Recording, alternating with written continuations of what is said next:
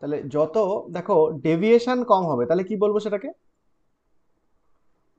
তত রেজাল্ট কি প্রিসাইজড হবে। প্রিসাইজড হবে। তাহলে আমরা দুটো টার্ম ব্যবহার করেছিলাম যে এরর এবং প্রিসিশন মেজার করার জন্য দুটো টুলস আমাদের কাছে ছিল। একটা এই সরি অ্যাকুরেসি অ্যান্ড প্রিসিশন দুটো মেজার করার জন্য আমাদের কাছে দুটো টুলস ছিল। একটা হচ্ছে এরর আর একটা হচ্ছে ডেভিয়েশন। আমরা এরর ক্যালকুলেশনের মাধ্যমে আমরা ডিসাইড করব whether the result is accurate or not। আর যদি ডেভিয়েশন মেজার করি তাহলে ডেভিয়েশনের মাধ্যমে আমরা তার রেজাল্ট থেকে আমরা ডিটারমাইন করব যে whether the result is precise or not।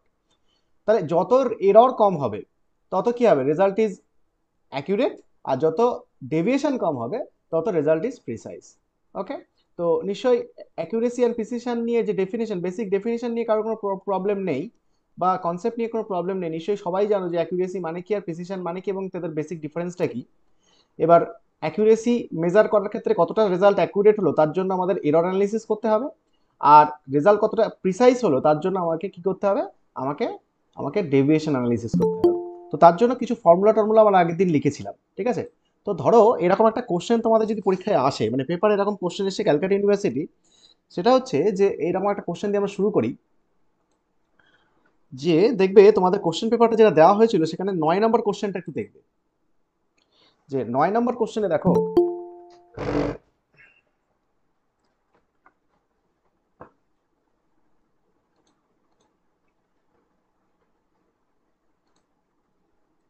9 নম্বর কোশ্চেনটা খেয়াল করো। যে বলা হচ্ছে যে a substance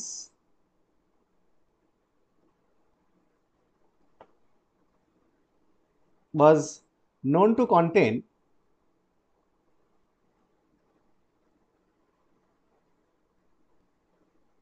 known to contain 49.06 plus minus 0.02% of constituent X, ঠিক আছে। the results obtained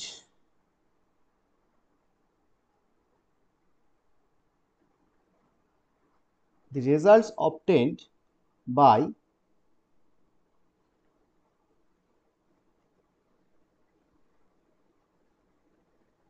two analysis two analysts two analysts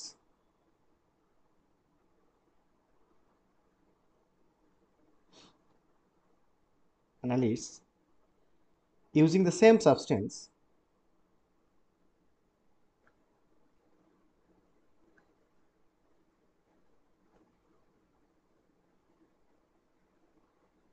using the same substance and the same general technique and the same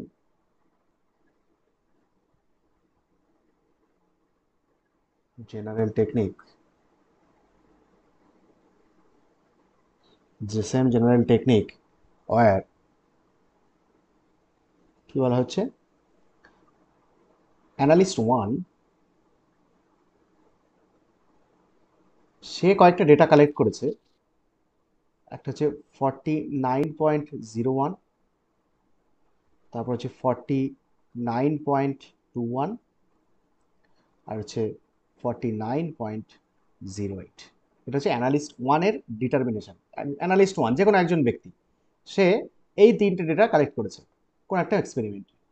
আচ্ছা, এবার analyst two যে দ্বিতীয় জন analyst বা দ্বিতীয় জন ব্যক্তি, সে কি করছে, সে তিনটে ডেটা করেছে 49.40, 49.44, 49.42। হুম, এই তিনটে ডেটা অ্যানালিস্ট টু করেছে।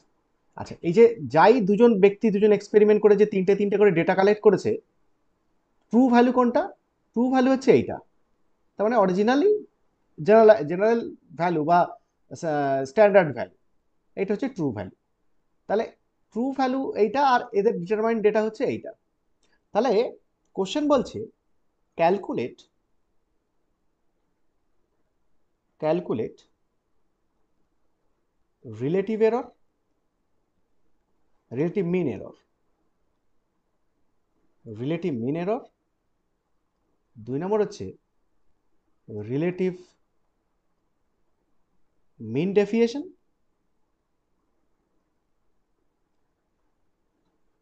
in the two sets of in the two sets of results হ্যাঁ। অ্যান্ড তার সঙ্গে বলতে বলছে and comment on the accuracy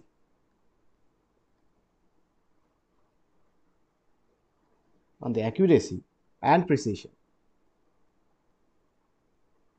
Comment on the accuracy and precision of the results of the two analysts.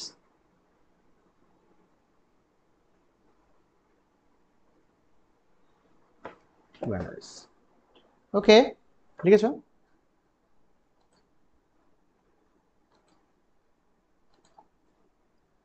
লিখেছ?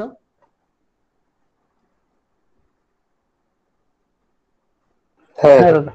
আচ্ছা, আমাদের কি বলছে দেখো, দুটো মানে ব্যাপারটা বুঝতে পারছো? আমাদের কাছে অরিজিনাল মানে ট্রু ভ্যালুটা দেওয়া আছে, এটা হচ্ছে ট্রু ভ্যালু।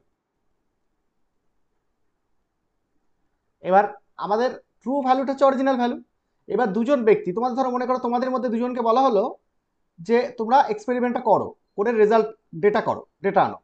তো প্রথমজন ব্যক্তি সে এক্সপেরিমেন্ট করে সে এই 3টে ডেটা কালেক্ট করেছে, আর দ্বিতীয়জন ব্যক্তি সে এই তিনটে ডেটা কালেক্ট করেছে। এবার দেখতে হবে দুজনের মধ্যে কে ঠিকঠাক রেজাল্ট করলো, মানে কতটা অ্যাকুরেট আর কতটা প্রিসাইজ রেজাল্ট করলো, সেইটা আমাকে ডিটারমাইন করতে হবে। তাহলে আমার কি বার করতে হবে? বলছে রিলেটিভ মিন এরর বার করো আর রিলেটিভ মিন ডেভিয়েশন বার করো। তাহলে আমরা রিলেটিভ মিন এরর আর রিলেটিভ মিন ডেভিয়েশন করার ফর্মুলা জানি। তাহলে সেই ফর্মুলাকে ব্যবহার করে আমরা কি করব, সেটা বার করব। এবং বার করার পরে আমরা লাস্টে কমেন্ট করতে বলছে যে অ্যাকুরেট হলো নাকি প্রিসিশন হলো, কোন রেজাল্টটা সেইটা বলো। তো সেক্ষেত্রে কি বলবো আমরা, কমেন্টে কি দেখবো, রেজাল্টের মাধ্যমে কি কি দেখবো? যত মিন এরর যত কম হবে তত কি, যার রেজাল্টে মিন এরর যত কম Accurate হবে, হবে। হ্যাঁ, তার তত রেজাল্ট কি হবে, অ্যাকিউরেট হবে। আর Accurate যার হবে। যার ডেভিয়েশন কম হবে, মিন ডেভিয়েশন, তো তো precise precise হবে। তত রেজাল্ট একটা তত প্রিসাইজ হবে। তাহলে তাহলে আমরা প্রথমে করি, দেখো প্রথমে আমরা 1 নম্বর কোশ্চেন, 1 নম্বর যেটা বলছে সেটা বলছে রিলেটিভ মিন এরর। আচ্ছা,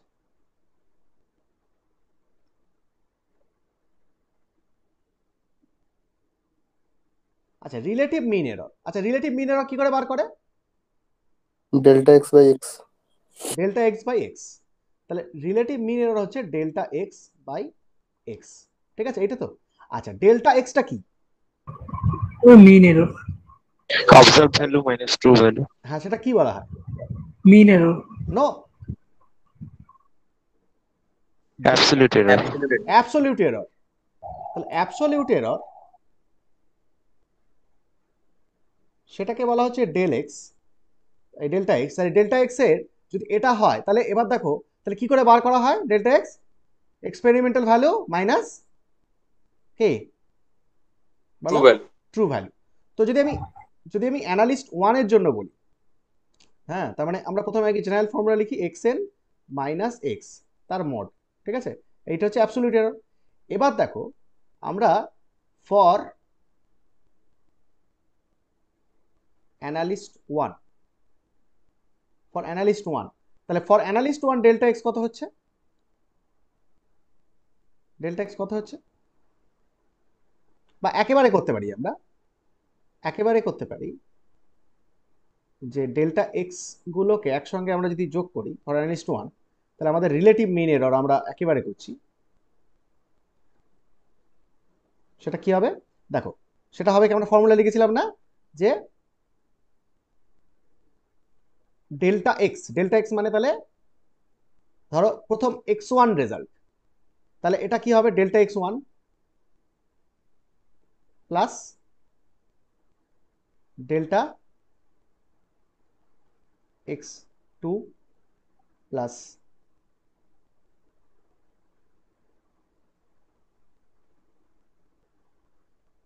না, এখানে ভুল হলো, বুঝলে? ডেল্টা এক্স মানে তো এটা নয়, ডেল্টা এক্স মানে হচ্ছে সামেশন অফ দিস। আচ্ছা, এটা একটু কারেক্ট করে নাও, হ্যাঁ। এটা হচ্ছে মানে এখানে মিন অ্যাবসলিউট, ডেল্টা এক্স মানে মিন অ্যাবসলিউট এরর, তাই না? দেখো তো, একটু খেয়াল করো। হ্যাঁ দাদা, হ্যাঁ ডেল্টা এক্স মানে মিন অ্যাবসলিউট এরর, হ্যাঁ। Mean absolute error. আচ্ছা, মিন অ্যাবসলিউট এরর মানেটা কি? মিন অ্যাবসলিউট এরর মানেটা হচ্ছে, ডেল্টা এক্স মানেটা হচ্ছে মানে সবগুলোর ডেল্টা এক্স এর যোগফল। Delta x one plus delta x two plus delta x, দাদা মানে মিন এররটাকেই তো বোঝাচ্ছে। হ্যাঁ, বাই এন, এইটা, তাই তো? এটা তো, হ্যাঁ দাদা, হ্যাঁ। হ্যাঁ। তাহলে তাহলে আমাদের এটা ফর্মুলা কি দাঁড়াচ্ছে? তাহলে এটা ডেল্টা এক্স টু, তার মানে delta x three divide by n, হ্যাঁ। এটা হচ্ছে কি ডেল্টা এক্স, আর তার সঙ্গে এক্স গুণ হবে, না, তার সঙ্গে তোমার, হ্যাঁ, এক্স গুণ হবে। তাহলে এটা হচ্ছে না, দেখো তো, উপরেরটা কি ডেল্টা এক্স, তো মানে এই পার্টটা হ্যাঁ ডেল্টা দাদা, x, delta x by x, তোমার এটা হয়ে গেল না? তাহলে এবার এবার আমাদের কাছে ভ্যালু কি আছে? Delta x one, delta x ওয়ানটা কি বলো? X one minus x. তাহলে এক্স ওয়ান মাইনাস এক্স যদি হয়, তাহলে 49.01 মাইনাস 49.0, কত বলেছে ট্রু ভ্যালু, কত বলেছে? 49.06। আমাদের প্লাস মাইনাসটা বসাবে না, হ্যাঁ, সু সিক্স, এই হয়ে গেল একটা ডেটা। আচ্ছা, প্লাস, তারপর 49.21 মাইনাস 49.06 প্লাস 49.08 মাইনাস 49.06, এটা হবে ডিভাইড বাই এন। কটা কটা এক্সপেরিমেন্ট, কটা ডেটা? তিনটে না? তিনটে। তিনটে তিনটে। ওকে। আচ্ছা, আর ট্রু ভ্যালু কত, এক্স কত? 49.06। 49.06। এইটা হয়ে গেল রিলেটিভ মিন। তাহলে এটা ক্যালকুলেট করে দেখো কত আসে।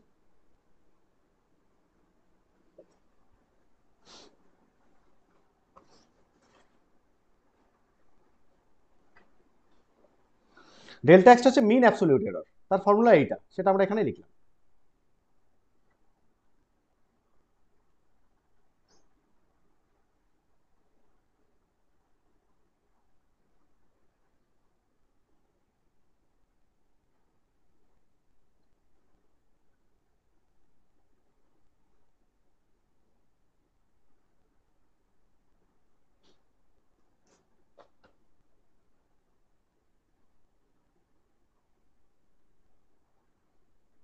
কত হলো?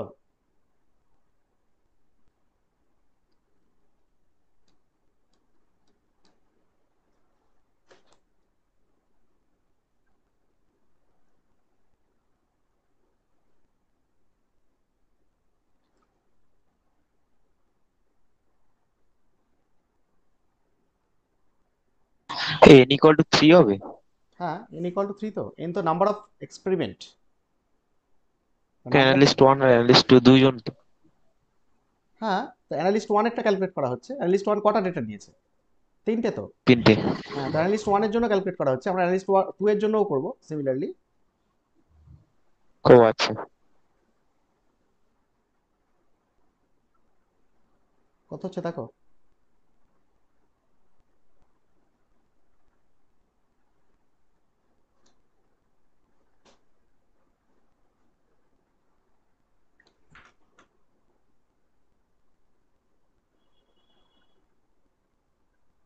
1.494 into 10 to the power minus 3. 10⁻³ 1 494.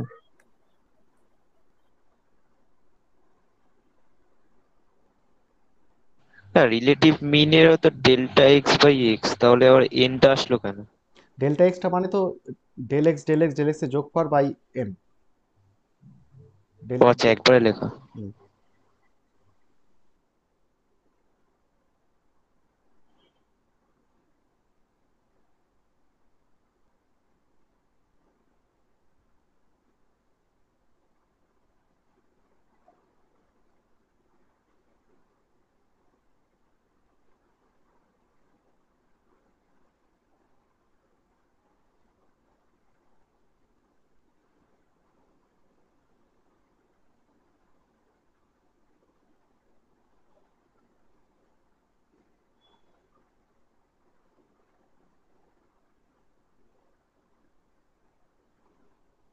বলো বলো।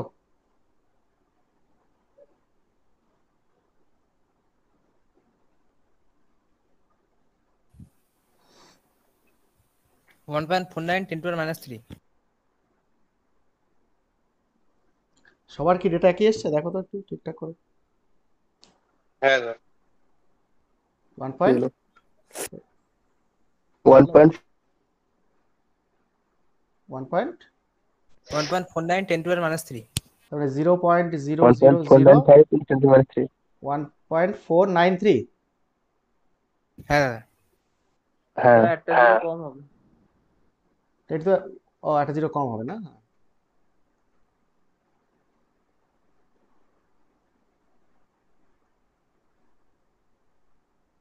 এটা এসছে তো। হ্যাঁ আচ্ছা এবার অ্যানালিস্ট, হ্যাঁ দাদা। অ্যানালিস্ট 2 এর জন্য বলো।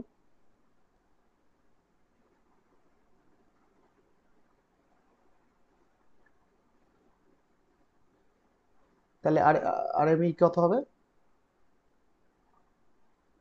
বলো। তাহলে তার ডেটাগুলো কি কি আছে?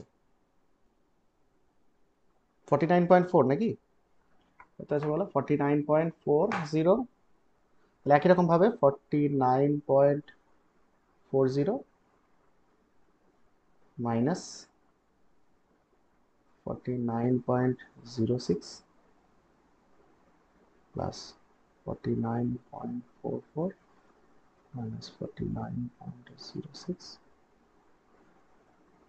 plus 49.42 minus 49.06, এটা ডিভাইড বাই কত হবে? একই হবে তো? 3 ইন্টু তিনটে এক্সপেরিমেন্ট ইন্টু হ্যাঁ কি হবে? 49.06 করো।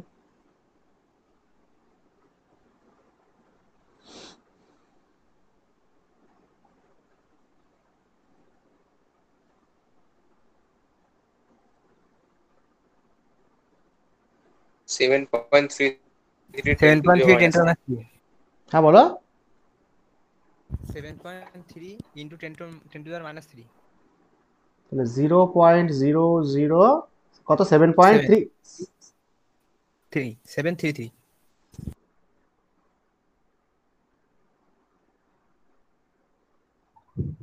ঠিক আছে সবার এটা আসছে কি দেখো তো। হ্যাঁ দাদা ঠিক আছে।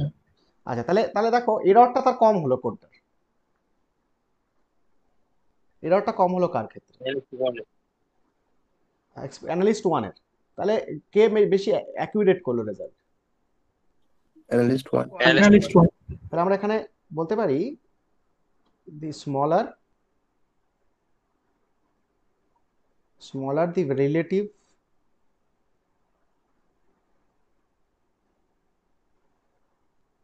mean error, the greater is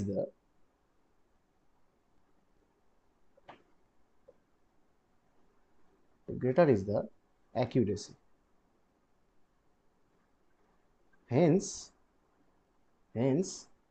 analyst 1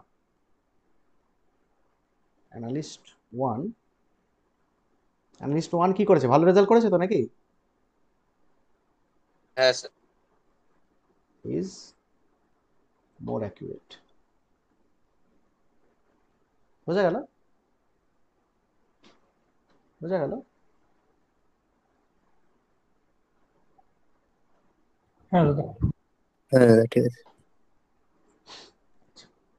তাহলে এবার এটা গেল আমাদের রিলেটিভ মিন এরর বার করার মাধ্যমে আমরা অ্যাকিউরেসি চেক করলাম। এবার আমরা চেক করব রিলেটিভ মিন ডেভিয়েশনের মাধ্যমে কোনটা প্রিসাইজ, তাই তো? আচ্ছা হ্যাঁ দাদা। এবার অ্যানালিস্ট 1 তার প্রিসিশন মানে চেক করতে গেলে আমার কি বার করতে হবে? Relative mean deviation. তো রিলেটিভ মিন ডেভিয়েশনের ক্ষেত্রে আমরা কি করব?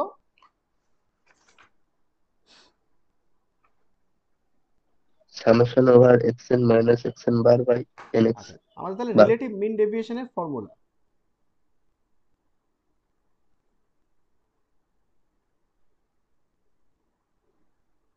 রিলেটিভ মিন ডেভিয়েশন হচ্ছে কি বলা হয়েছে? মিন ভ্যালু মানে মিন ভ্যালু সেটা কত? Summation over xn minus x xn bar minus x bar. Divide by n x bar. শুধু আগের ইকুয়েশন আর এই ইকুয়েশনের মধ্যে পার্থক্য কি? এই এক্সটা ছিল ওখানে ট্রু, Summation হ্যাঁ হ্যাঁ না সবই একই। এই এক্সটা ছিল কি, x bar. এক্সটা ছিল ওখানে ট্রু ভ্যালু, আর এখানে কি, এখানে কি and average value. Mean value, তাই তো, বা অ্যাভারেজ ভ্যালু, এটা মিন ভ্যালু। তাহলে এটা মিন ভ্যালু আর ওখানে এক্সট্রা ছিল ট্রু ভ্যালু। তাহলে আমাকে প্রথমে কি করতে হবে, আমাকে কি বার করে নিতে হবে, রিলেটিভ কি, এই আগে কি বলতে মিন ডেভিয়েশন বার করে নিতে হবে। তাহলে এই যে পার্টটা তুমি দেখতে পাচ্ছ এটা কি, এটা হচ্ছে মিন ডেভিয়েশন, তাই না? বুঝতে পারছো? হ্যাঁ দাদা। হ্যাঁ, তাহলে আমাকে আগে এক্স বারটা, মিন বারটা বার করে নিতে হবে। মিনটা কি করে বার করব? মিনটা হচ্ছে সবগুলো যোগ করে ভাগ, তাই না? 3 দিয়ে ভাগ করে দেবো। হ্যাঁ, তাহলে কত কত ডেটা আছে একটু বলো। 4.01, 4.21, 4.08, তাহলে সরি 49, 49.01, না 40 আছে। না না এক্স ভ্যালুগুলো প্রথমে কি, 49.01, 49.21, 49.08, তাহলে এই ডেটাগুলো সব যোগ করতে হবে।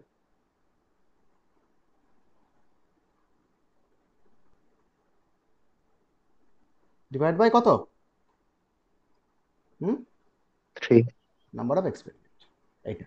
তো এইটা হলো মিন ভ্যালু। এটা কত আসছে দেখো, 49.1.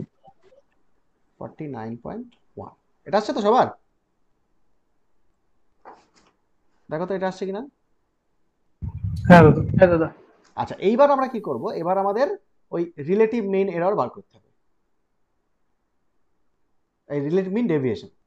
সেটা কি বলা হয়েছে, summation over x N minus x. তার মানে কি বলবো, x1 minus x bar plus x2 minus x bar plus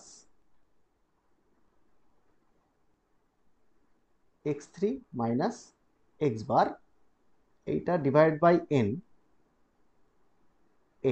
আর তার সঙ্গে এক্স বার। এটা তো আগের ফর্মুলাটা আরএমডির, এই ফর্মুলাটা এটা এইভাবে লেখা হলো। আচ্ছা, এবার ভ্যালুগুলো পুট করতে হবে। তাহলে ভ্যালুগুলো পুট করলে কি হচ্ছে, দেখো x1 কত, 49.01 মাইনাস মিন ভ্যালু 49.1, এটা হলো। আচ্ছা, প্লাস x2 কত, 49.21 মাইনাস 49.1, মিন ভ্যালুগুলো সব বিয়োগ করতে হবে।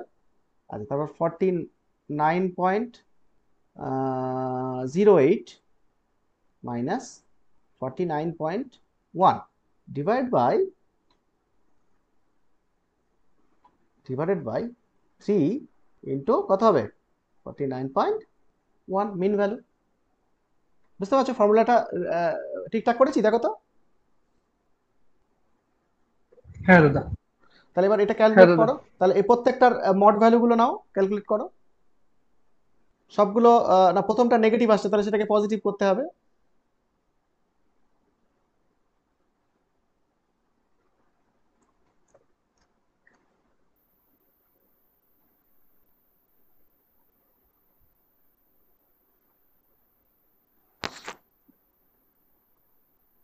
তাহলে এটা হচ্ছে মাইনাস 0.09, তাহলে এটা হয়ে যাবে 0.09, ঠিক হচ্ছে দেখো তো। 49.21 মাইনাস 49.1, এটা হচ্ছে 0.11 প্লাস 49.08 মাইনাস 49.1, এটা মাইনাস 0.02 হচ্ছে, তাহলে মড দিলে 0.02 ডিভাইডেড বাই 3 ইন্টু 49.1, তাহলে এটা করলে কত হয়, 0.02, তাহলে কত হচ্ছে 0.09 প্লাস 0.11 প্লাস 0.02, তাই তো, তার মানে 0.22 ডিভাইড বাই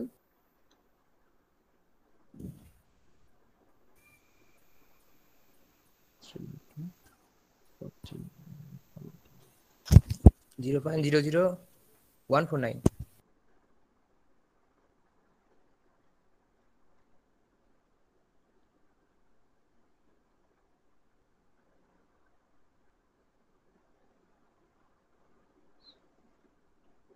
হ্যাঁ বলো বলো। হ্যাঁ দাদা 0.00149। হয়েছে তো? এটা এসছে তো? হয়েছে। হ্যাঁ দাদা।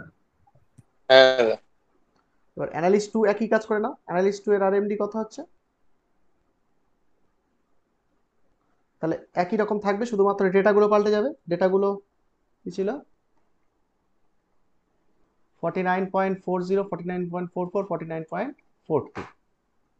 তাহলে 49.40 মাইনাস মিন কত? ও মিনটা বার করে নিতে হবে, মিনটা আমাদের করা হয়নি। আচ্ছা, মিনটা কত হবে?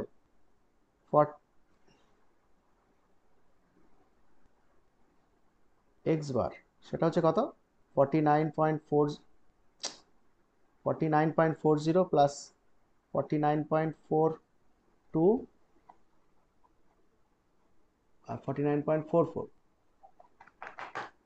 Plus 49.44 divide by 3। এটা কত হচ্ছে? মিনটা দেখো তো। 49.42. হ্যাঁ 49.42 হবে, হ্যাঁ ঠিকই 49.42। আচ্ছা এবার তাহলে আমাদের ডেটা হচ্ছে 49.42, আচ্ছা প্লাস তারপর 49.42 minus 49.42 plus 49.44 minus 49.42 divided by 3 into 49.42, তাই না? দেখো তো ঠিকঠাক বসিয়েছি কিনা। হ্যাঁ দাদা।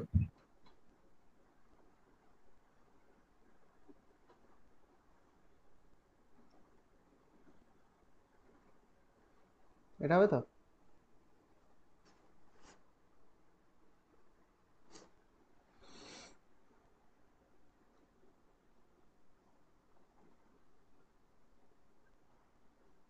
দেখো তো ঠিক আছে কিনা।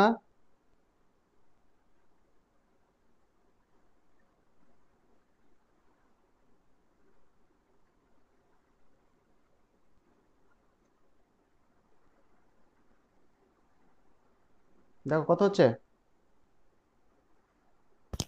0.000267. 0.0000269, এটা তো? হ্যাঁ দাদা। আচ্ছা তাহলে এটা যদি হয় তাহলে আমাদের দুটো আরএমডি পেলাম, অ্যানালিস্ট ওয়ান আর অ্যানালিস্ট টু। তাহলে আরএমডি কি রিপ্রেজেন্ট করে? প্রিসিশন আর অ্যাকুরেসি। প্রিসিশন। তাহলে যত lower the value of RMD তত কি হবে? মোর প্রিসাইজ। প্রিসিশন বেশি, তাহলে এবার অ্যানালিস্ট ওয়ান অ্যানালিস্ট টু কোনটা বেশি প্রিসাইজ হয়েছে রেজাল্ট? অ্যাটলিস্ট 2 বেশি প্রিসাইজ হবে। টুটা। টু। তার মানে আমরা একই রকম ভাবে আগেরটা যেমন করেছি, দি smaller the relative mean deviation, the greater is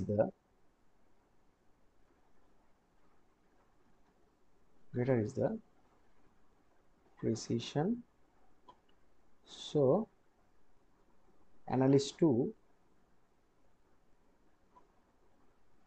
2 is more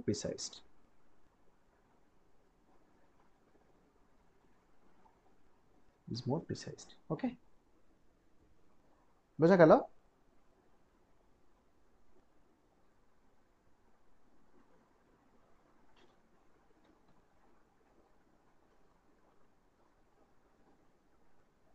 হ্যাঁ দাদা। আচ্ছা তাহলে দেখো যে এখানে আমাদের তাহলে এই প্রবলেমটা দিয়ে আমরা ব্যাপারটা বুঝলাম যে কিভাবে অ্যাকুরেসি এবং প্রিসিশন চেক করতে হয়। আচ্ছা এবার আগের দিন যা এতদিন ধরে যা পড়ানো হয়েছে এখান থেকে দেখবে প্রিভিয়াস ইয়ারে যে কোশ্চেন সেটটা তোমার দেওয়া হয়েছে সেই কোশ্চেন সেটে যেগুলো প্রবলেম আছে সেগুলো করতে হবে। হ্যাঁ যে কখনো বলবে যে স্ট্যান্ডার্ড ডেভিয়েশন, দেখবে প্রচুর পরিমাণে কোশ্চেন যেটা দেখেছো, স্ট্যান্ডার্ড ডেভিয়েশনে প্রচুর কোশ্চেন আছে না? স্ট্যান্ডার্ড ডেভিয়েশন ক্যালকুলেট করা আছে তো? স্ট্যান্ডার্ড ডেভিয়েশন প্রচুর কোশ্চেন আছে। তো ওইগুলো একটু সলভ করতে হবে, সবগুলো করবে দেখে দেখে, প্রবলেম জাস্ট এরকম ফর্মুলায় ফেলবে, উত্তরগুলো বার করবে, এখান থেকেই কোশ্চেন আসবে, সবই রিপিট কোশ্চেন হয়। আর কিছু ডেফিনেশন টাইপ কোশ্চেন আছে, যেমন অ্যাকুরেসি কাকে বলে, প্রিসিশন কাকে বলে, এটসেট্রা এটসেট্রা, তারপর তাদের মধ্যে সম্পর্ক কি, পার্থক্য কি, যে কোশ্চেনগুলো আছে দেখবে সবই করানো হয়েছে, একটু চেক করবে, নিজে একটু খাতা করে একটা খাতায় লেখো সবগুলো। হ্যাঁ, এখান থেকে কিন্তু তোমার মোটামুটি ভালোই একটা নাম্বার আসবে আর কি। তো এরপরে আমাদের যেটা নতুন কিছু জিনিসপত্র ঢুকিয়েছে তোমাদের সিলেবাসে, আগে যেটা ক্যালকাটাতে ছিল না।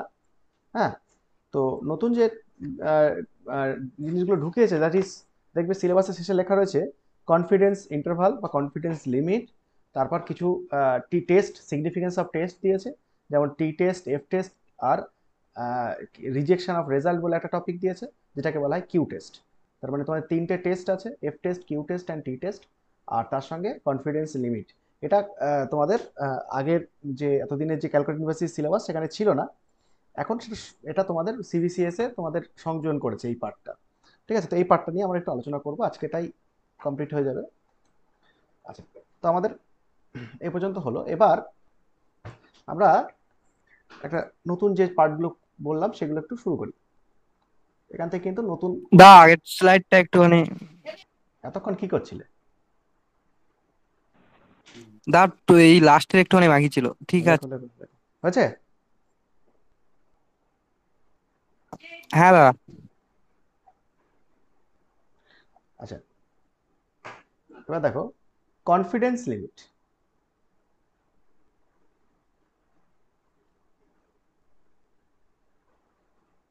অর এটাকে বলা হয় কনফিডেন্স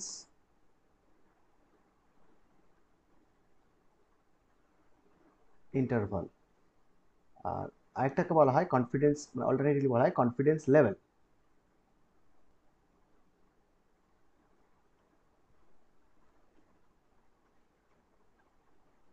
ঠিক আছে, এই তিনটে জিনিস, এই তিনটের কথা একই।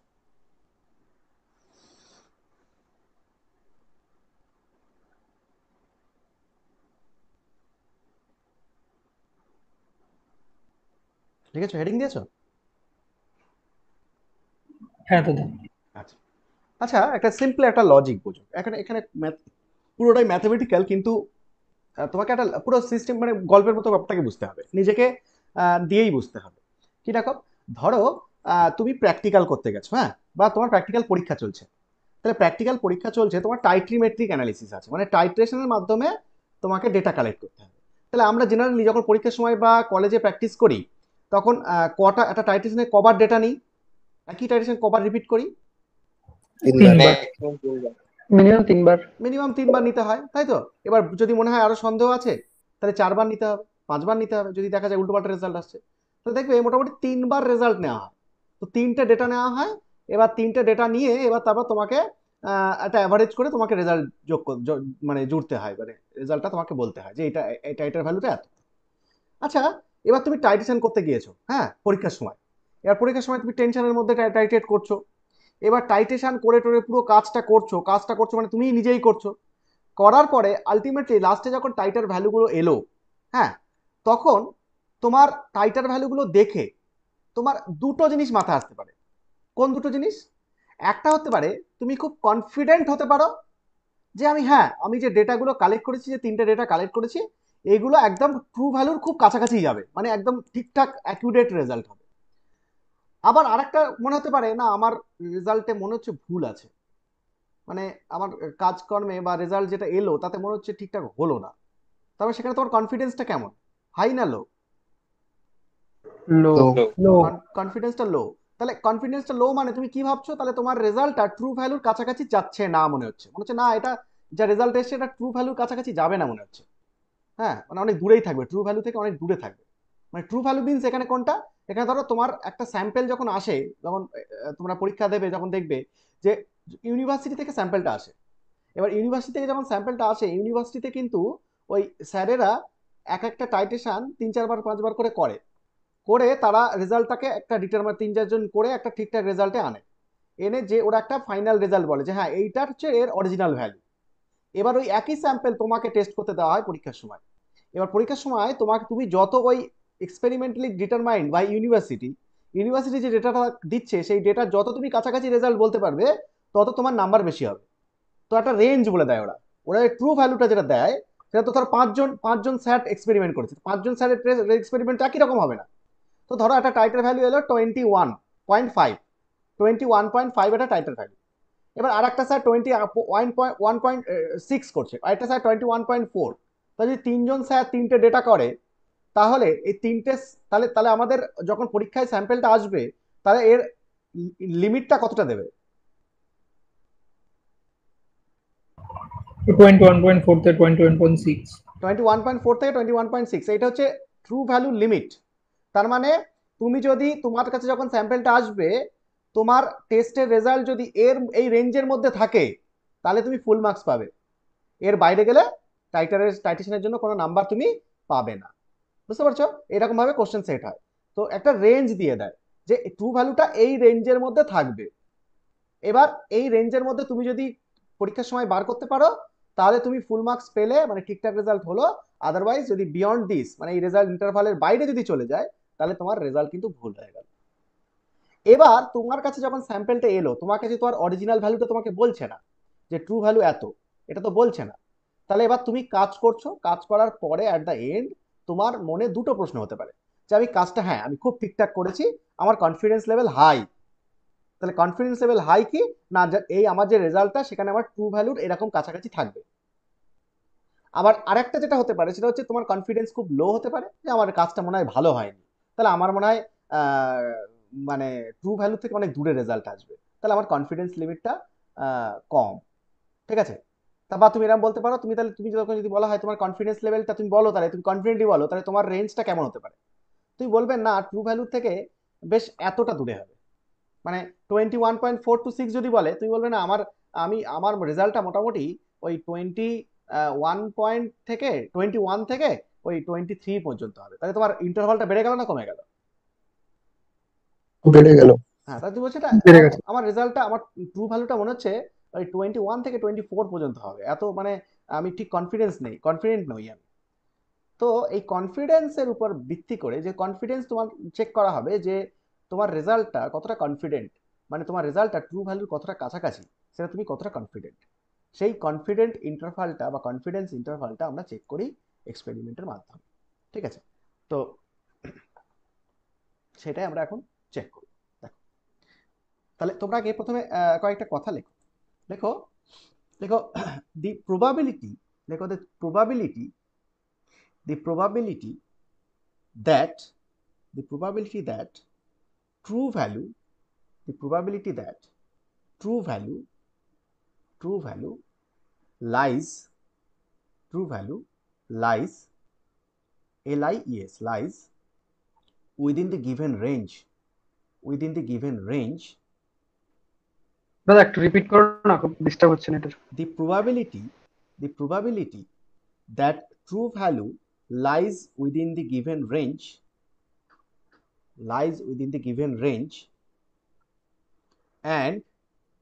and the limit of this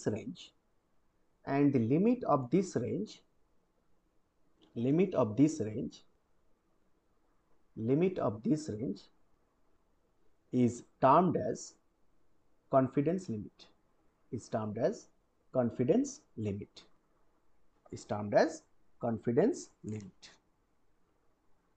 ঠিক আছে? লিখেছো? is termed as confidence limit। লেখা আছে?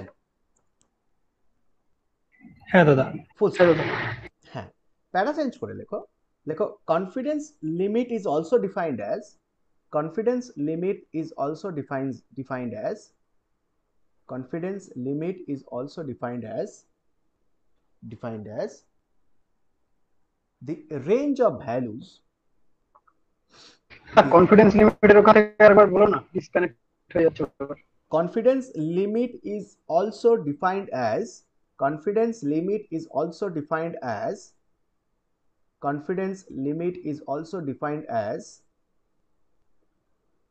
the range of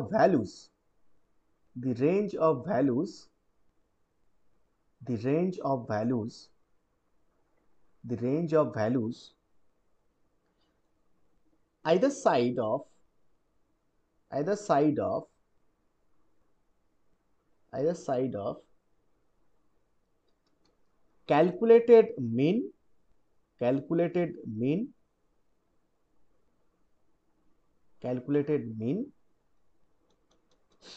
that describes range of values either side of calculated mean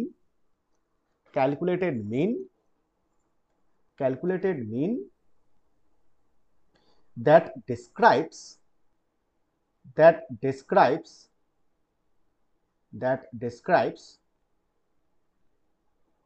the probability of finding the true values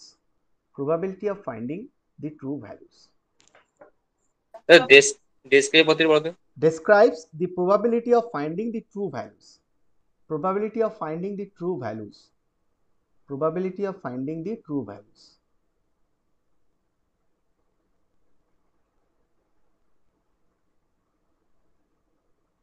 লিখেছো?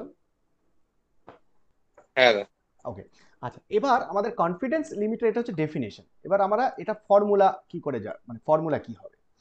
তো এর ফর্মুলা হচ্ছে যে কনফিডেন্স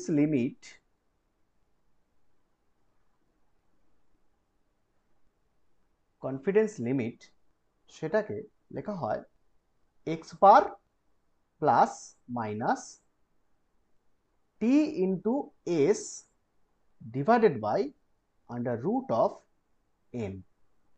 ঠিক আছে, এইটা হচ্ছে ফর্মুলা কনফিডেন্স লিমিটের বা কনফিডেন্স ইন্টারভাল বা কনফিডেন্স লেভেলের। ঠিক আছে, এটা হচ্ছে ফর্মুলা।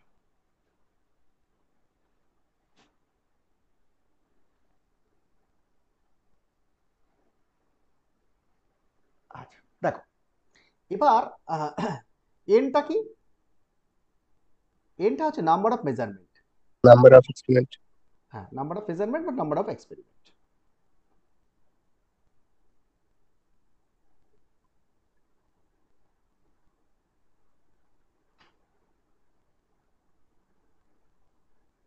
আচ্ছা, তারপর এসটা কি? এসটা হচ্ছে স্ট্যান্ডার্ড ডেভিয়েশন। মনে পড়ছে স্ট্যান্ডার্ড ডেভিয়েশন? হ্যাঁ দাদা। আমরা আগের দিন করেছি। আচ্ছা, এক্স বারটা কি?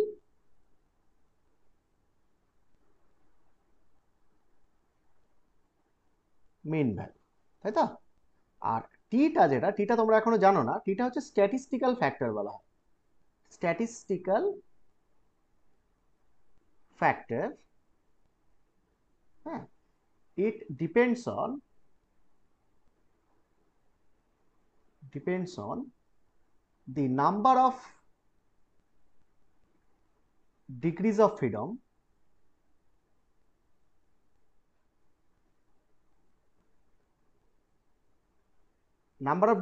সবসময় নাম্বার অফ এক্সপেরিমেন্ট -1 হয়। হ্যাঁ, যে কটা এক্সপেরিমেন্ট তার থেকে একবার দিলে সেটাকে বলা হয় number of degrees of freedom and confidence limit.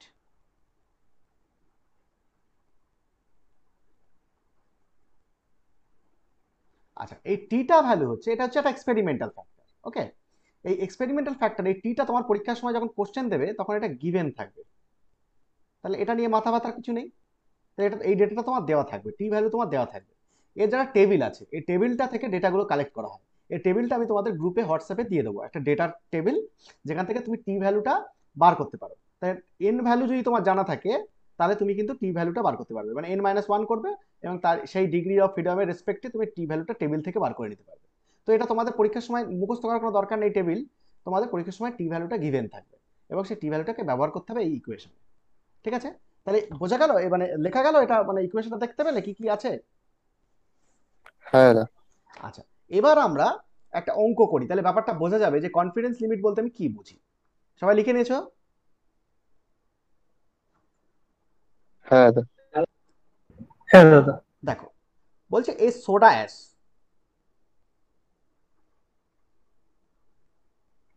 sample is analyzed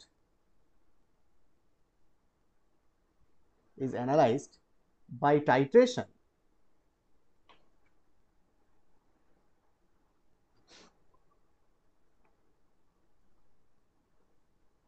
by titration with standard hydrochloric acid.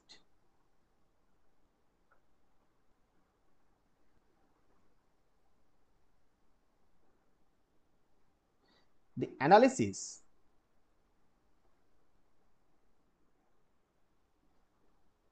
is performed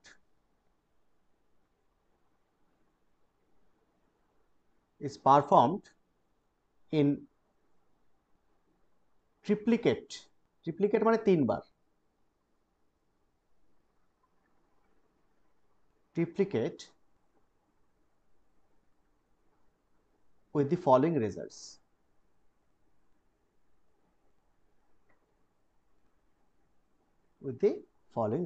কি কি বলেছে? বলছে 93.50, 93.58 and 93.43% Na2CO3. তারপর বলছে ফুল স্টপ দিয়ে লেখো, the range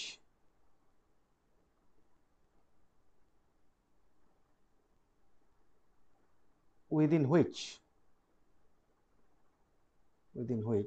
the true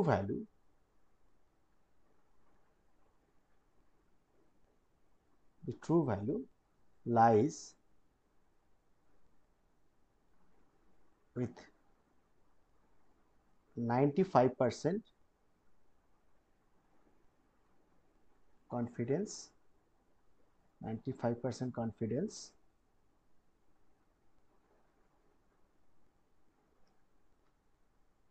এখানে দেখো calculate the range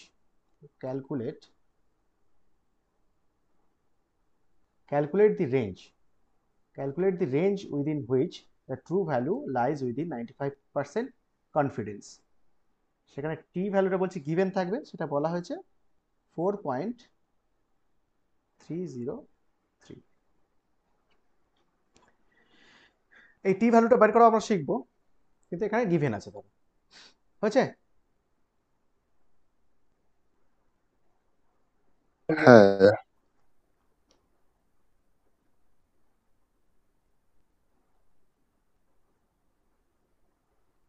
আচ্ছা, এবার দেখো কোশ্চেনটাই বলছে যে একটা সোডা অ্যাশ স্যাম্পেল, সেটাকে স্ট্যান্ডার্ড হাইড্রোক্লোরিক অ্যাসিড দিয়ে টাইট্রেট করা হচ্ছে।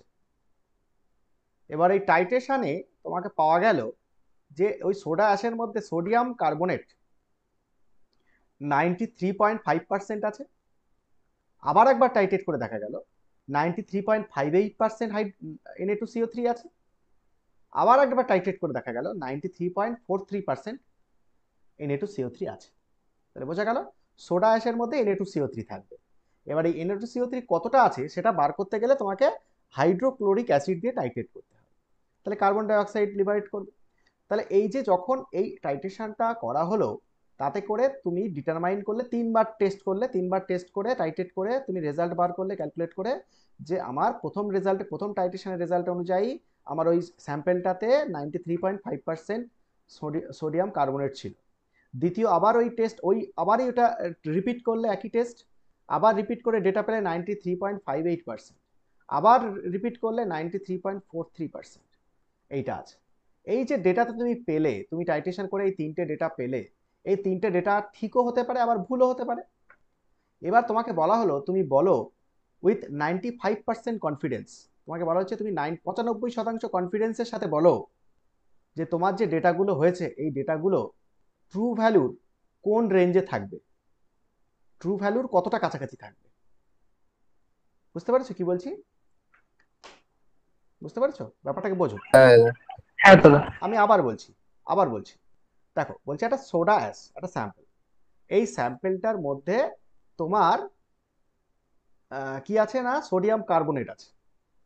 এবার এই স্যাম্পেলে সোডিয়াম কার্বনেট যে আছে, তোমাকে বলা হলো বলো ঠিক কতটা সোডিয়াম কার্বনেট আছে।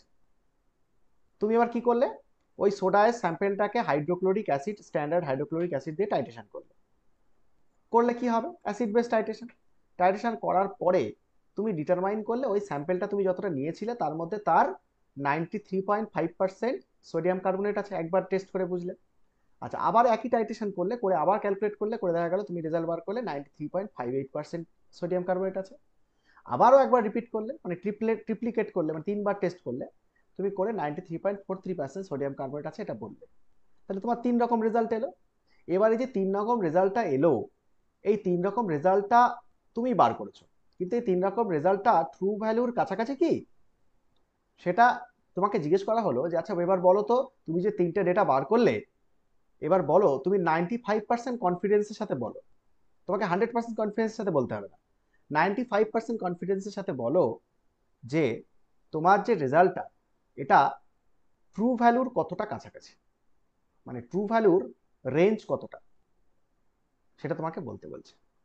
তাহলে সেইটা আমরা কি করে ক্যালকুলেট করব, সেইটাকে বলা হয় কনফিডেন্স ইন্টারভালের মাধ্যমে মানে আমাকে ক্যালকুলেট করতে হবে। তাহলে কনফিডেন্স ইন্টারভালটা কি, সেটা হচ্ছে x bar plus minus t s by root. তাহলে আমরা এটাকে ক্যালকুলেট করতে পারি কিনা দেখি। আমার টি ভ্যালু বলে দেওয়া রয়েছে, তাহলে আমাকে কি বার করতে হবে, মিন ভ্যালু আর স্ট্যান্ডার্ড ডেভিয়েশন না? স্ট্যান্ডার্ড ডেভিয়েশন, হ্যাঁ। ওকে, আচ্ছা দেখো, আচ্ছা আমরা প্রথমে যেটা করব সেটা হচ্ছে যে মিন ভ্যালুটা বার করব।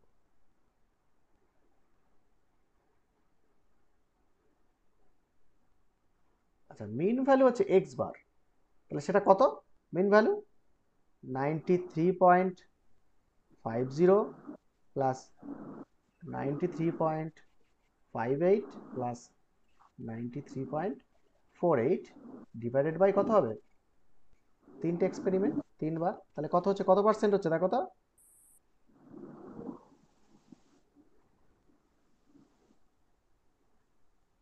বলো।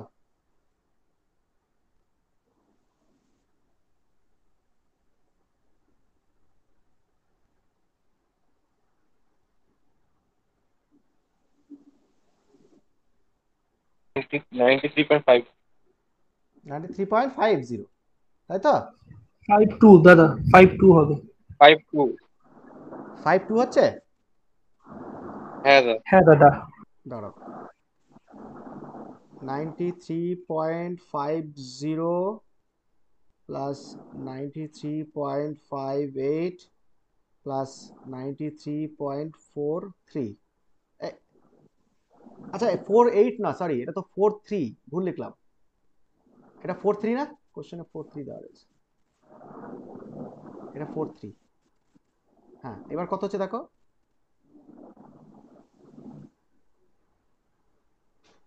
93.50 হচ্ছে না, 20। হ্যাঁ দাদা, 93.50। আচ্ছা, এইটা হচ্ছে তোমার হচ্ছে মেইন ভ্যালু বেরোলো, তাহলে কে এক্স বার বেরোলো। এবার কি করবো আমরা, দি স্ট্যান্ডার্ড ডেভিয়েশন,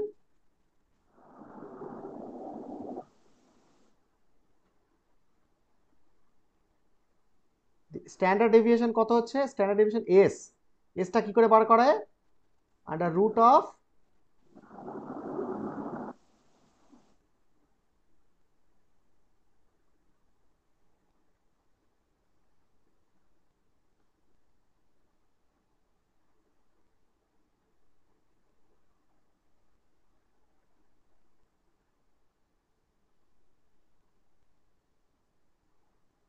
এইটা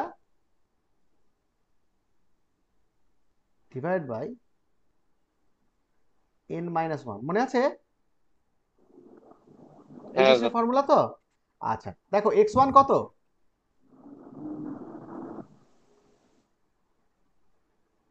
x1 93.50।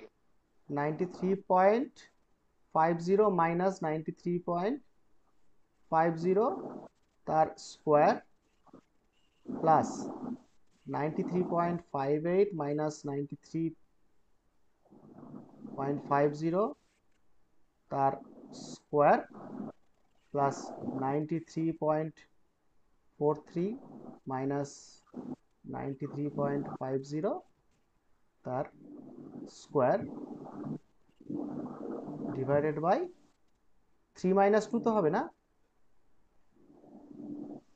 3 মাইনাস 3 - 1। এই সরি 3 মাইনাস 1 2 হবে, তার মানে অ্যান্সার, সরি 3 মাইনাস 1, তাহলে 2 হবে অ্যান্সার। আচ্ছা তাহলে এবার দেখো এটা ক্যালকুলেট করো তো,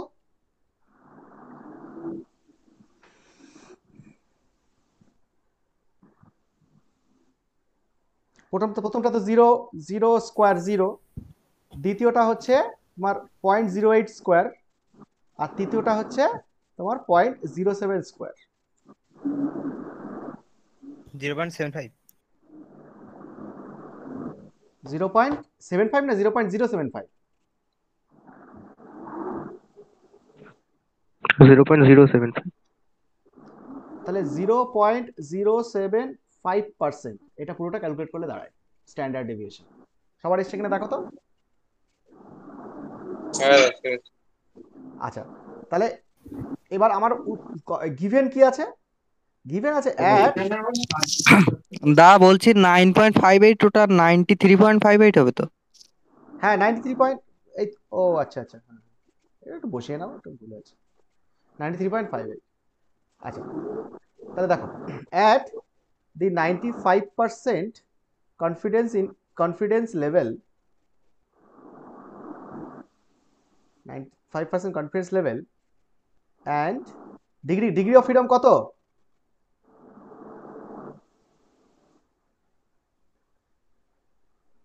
2। 2 বলেছি n-1, তাহলে and 2 degrees of freedom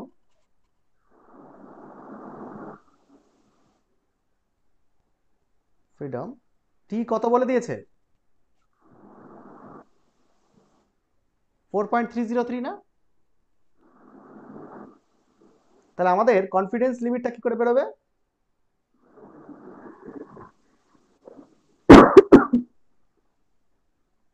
confidence limit is equal to কি বলা হয়েছে, x bar plus minus t s by under root of N.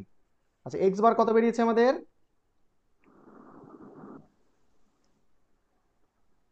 93.50 plus minus টি কত বেরিয়েছে? টি বলেছে আমাদের 4.303 ইনটু এস কত বেরিয়েছে আমাদের? 0.075 divide by under root of 3। এটা দেখো তো কত হচ্ছে।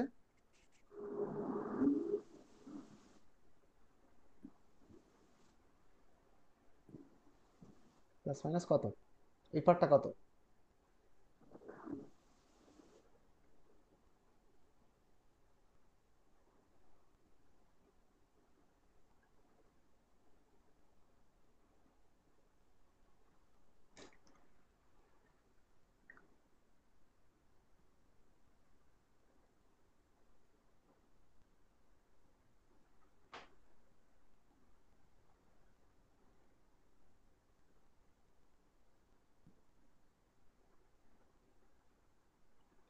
বলো হে, 0.18। ভাই ভালো করে করো।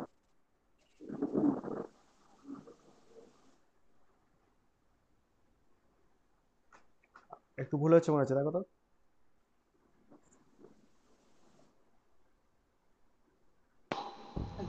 হ্যালো স্যার, হ্যাঁ বলো। স্যার বলছি ওখানে ডিগ্রি অফ ফ্রিডম 2 কি করে বুঝলেন? সবসময় n-1টা হচ্ছে ডিগ্রিজ অফ ফ্রিডম, ও আচ্ছা n-1, তাহলে n যদি 3টে এক্সপেরিমেন্ট হয় তার থেকে একটা বাদ দিয়ে ডিগ্রিজ অফ ফ্রিডম মানে 2। আচ্ছা ওকে, যে কোনো এক্সপেরিমেন্টে যে কটা ডেটা থাকবে তার থেকে এক বাদ দিলে সেটা হচ্ছে ডিগ্রিজ অফ ফ্রিডম। এটা তুমি চার্ট থেকেও বলতে পারো, আমি চার্টটা দিয়ে দেবো হোয়াটসঅ্যাপে, দেখবে ওখানে ওই আমরা এই যে কটা করছি না তার দেখবে টি ভ্যালুগুলো ওখানে করা আছে। তুমি ডিগ্রিজ অফ ফ্রিডম 2 এর জন্য দেখবে টি ভ্যালু 4.303 দেওয়া আছে। তো এই চার্ট তোমার মুখস্থ করার দরকার নেই, ওটা তো পরীক্ষার সময় তোমার ডেটাগুলো দেওয়া থাকবে, টি ভ্যালু দেওয়া থাকবে। বলো কত এলো? দাদা 0.186। 186? হ্যাঁ এটা এসছে। হ্যাঁ হ্যাঁ দাদা। দাদা এটা এসছে। হ্যাঁ স্যার এটাই আসবে। 0.186 তাই তো? হ্যাঁ 186, তাহলে 0.186 যদি হয় তার মানে তুমি এখান থেকে কি কনক্লুড করবে বলো দেখি তোমার। হ্যাঁ 95% অ্যাকুরেসিটা কাজে লাগছে কোথায়? 95% ওটা 95% অ্যাকুরেসি না, 95% কনফিডেন্স। Confidence level. হ্যাঁ, ওইটা হচ্ছে ওই টি ভ্যালুটা যেটা লিখেছি না 4.303, ওটা কনফিডেন্স লেভেলের উপর ডিপেন্ড করে, মানে তোমার কনফিডেন্স লেভেল যেমন হবে তার মতো করে তোমার টি ভ্যালুটা ডিপেন্ড করবে। তার মানে তুমি টেবিল যদি দেখাতে পারতাম খুব ভালো হতো, আমি দেখছি।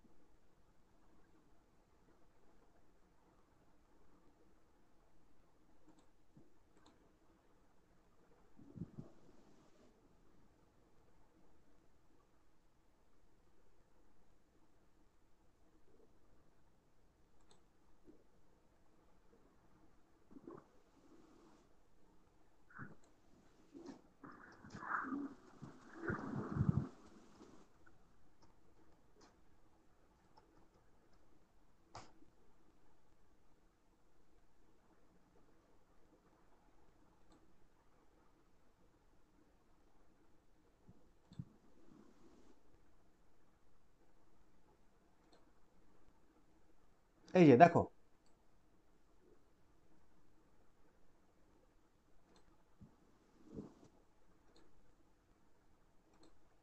দেখতে পাচ্ছ?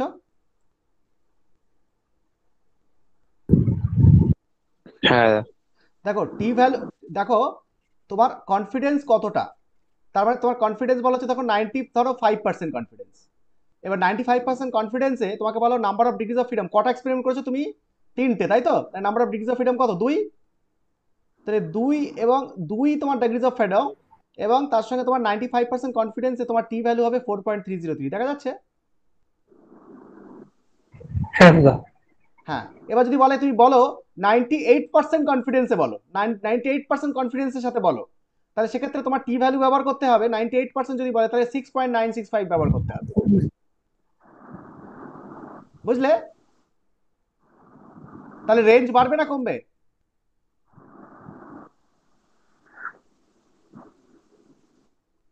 বেড়ে যাচ্ছে তো। কিভাবে আসছে? দেখো টিটা যদি, টিটা কোথায় আছে? নিউমারেটর তো। দেখো, হ্যাঁ আচ্ছা এই টেবিলটা নিয়ে আমি একটু ডিসকাস করছি, আগে এইটাকে শেষ করে নিই। হ্যাঁ, আচ্ছা এবার তুমি এই যে অ্যান্সারটা পেলে, এই অ্যান্সারটায় তুমি কি কনক্লুড করবে সেটাকে শোনো, তারপরে ব্যাপারটা বুঝবে। তুমি এখান থেকে কনক্লুড করবে যে হ্যাঁ, আমি 95% কনফিডেন্ট যে আমার রেজাল্টের ট্রু ভ্যালুর থেকে, মানে আমার রেজাল্টটা যে রেঞ্জটা হবে, ট্রু ভ্যালুর যে রেঞ্জটা হবে সেটা হচ্ছে 93.50 প্লাস মাইনাস এইটা। তার মানে কত হবে? বাদ দিলে এদিকে বিয়োগ করলে কত হয় দেখো। So we are 95% confident that the true value falls within কি বলো?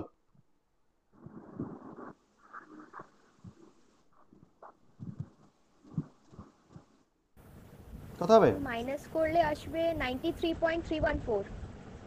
93.314, তাই তো? হ্যাঁ 93.314।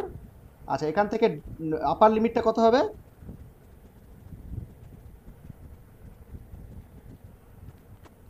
সো 93.686।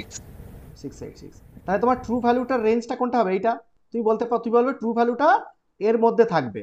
হ্যাঁ, আমার অরিজিনাল যেটা ইউনিভার্সিটি থেকে যে স্যাম্পলটা পাঠিয়েছে তার যে রেজাল্ট সেটা এর মধ্যে থাকবে। সেটা তুমি কত পার্সেন্ট কনফিডেন্সের সাথে বলছো? 95। 95% কনফিডেন্সের সাথে বলছো, ঠিক আছে? এবার ধরো একটা একদম এত ঝামেলার মধ্যে এটা তাহলে উত্তর, হ্যাঁ এটা হচ্ছে কনফিডেন্স লিমিট, বেরিয়ে গেল।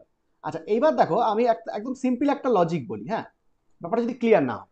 ধরো আমাদের এখন কি করোনা চলছে, হ্যাঁ এবার করোনা চলছে মানে এবার যখন দেখবে টিভিতে বিভিন্ন বিশেষজ্ঞরা আসে, তো কোনো বিশেষজ্ঞকে যদি জিজ্ঞেস করা হয় আচ্ছা বলুন তো যে এই করোনা যে মহামারীটা ঠিক কতদিন পরে যাবে, মানে কতদিন পরে শেষ হয়ে যাবে, তাহলে যদি বলা হয় আপনি বলুন 30% কনফিডেন্সের সাথে বলুন, 30% কনফিডেন্সের সাথে, তাহলে সে কি বলবে?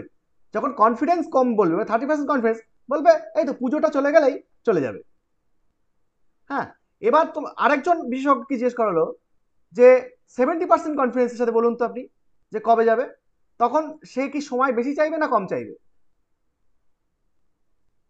বেশি চাইবে সময়টা। বেশি চাইবে। সে বলবে না এই 21 সালটা থাকবে, হ্যাঁ বলবে 21 সালটা থাকবে, মানে মোটামুটি 21 সালটা ক্রস করে যাবে। আর যদি বলে আপনি বলুন তো 90% কনফিডেন্সের সাথে বলুন তো যে এই মহামারীটা কতদিনে যাবে, তাহলে সে কি করবে? তার পিঠ বাঁচিয়ে কাজ করবে, কারণ টিভিতে বলছে। সে পিঠ বাঁচিয়ে কি করে বলবে? সে বলবে যে যেহেতু 90% কনফিডেন্স সাথে বলছে, সে বললো 2022টা পরে আর থাকবে না। তাহলে কি হলো?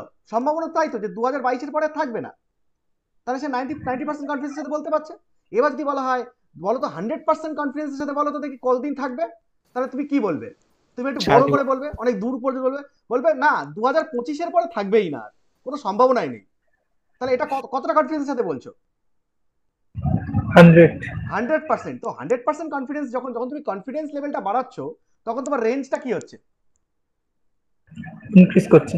রেঞ্জ ইনক্রিজ করছে। তো তুমি যত কনফিডেন্স বাড়বে মানে তোমার তত বড় রেঞ্জ দরকার, মানে রিয়ালিটির সঙ্গে ম্যাচ করতে পারছো?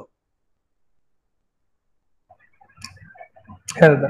হ্যাঁ, তাহলে দেখো তোমার যত কনফিডেন্স তোমার বাড়বে, যত তুমি বলবে যে এত কনফিডেন্সের সাথে বলো, 95 এর জায়গায় 96% কনফিডেন্সের সাথে বলো, তুমি বলবে না ডেটাটা একটু বড়, এই রেঞ্জের মধ্যে থাকবে।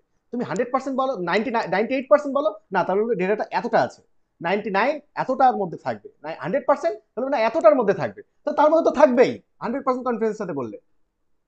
তুই বললে 100% কনফিডেন্সের সাথে বলো তো টাইট্রেট ভ্যালুটা কত হবে? তুই বললে 0 থেকে 50 এর মধ্যে থাকবে, তার মধ্যে তো থাকবেই। ক্লিয়ার? বুলেট রিডিংটা 0 থেকে 50 এর মধ্যে থাকবে, তো তুমি একদম লোয়ার লিমিট আর হায়ার লিমিট ধরে নিয়েছো 0 থেকে 50, তাই তো আমি 100% কনফিডেন্সের সাথে বলতে পারবো যে আমার 0 থেকে 50। কিন্তু যত কনফিডেন্স কমবে, কনফিডেন্স হবে, তখন তোমার রেঞ্জটা কি হবে? ন্যারো হবে। তাহলে দেখো তোমার এই টেবিলটা একটু খেয়াল করো, টেবিলে দেখো কনফিডেন্স যত বাড়ছে টি ভ্যালু বাড়ছে না কমছে? দেখো কোনো একটা পার্টিকুলার ডিগ্রিজ অফ ফ্রিডমের জন্য, নাম্বার অফ টেস্টের জন্য তোমার কনফিডেন্স লিমিট যত বাড়ানো হচ্ছে টি ভ্যালু বাড়ছে না? বেড়ে যাচ্ছে, বেড়ে যাচ্ছে ঠিক আছে। টি ভ্যালু বেড়ে গেলে সেটা কনফিডেন্স ইন্টারভালে কি প্রভাব ফেলবে? মানে যেই রেঞ্জটা আছে সেটা বাড়বে আর কি। রেঞ্জটা বাড়বে, তার মানে রেঞ্জ বাড়ছে তো কনফিডেন্স বাড়লে। হ্যাঁ দাদা। তার মানে এটাই হলো। তাহলে তুমি যত বলবে করোনা, বলো তো দেখি 100% কনফিডেন্সের সাথে করোনা কতদিনে যাবে? তুমি বলবে 2025 পর্যন্ত টাইম দেবে, 25-এর পরে আর থাকবে না।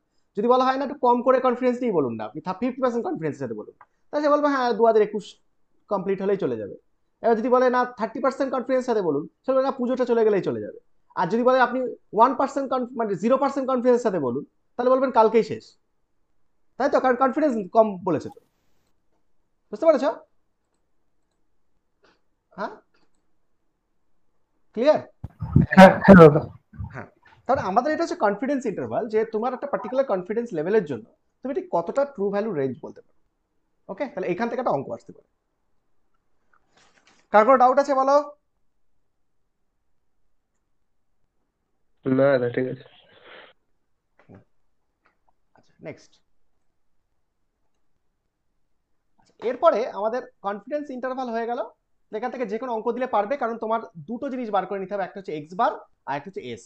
এই দুটো বার করে নিলে ফর্মুলায় ফেললেই তোমার উত্তর বেরিয়ে যাবে। আচ্ছা, এরপরে আমরা যেটা করবো সেটা হচ্ছে টেস্ট অফ সিগনিফিকেন্স।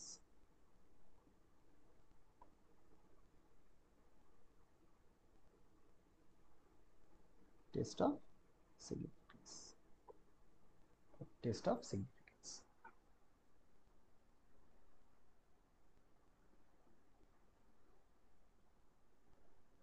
দাদা আগের স্লাইডটা একটু দেখো।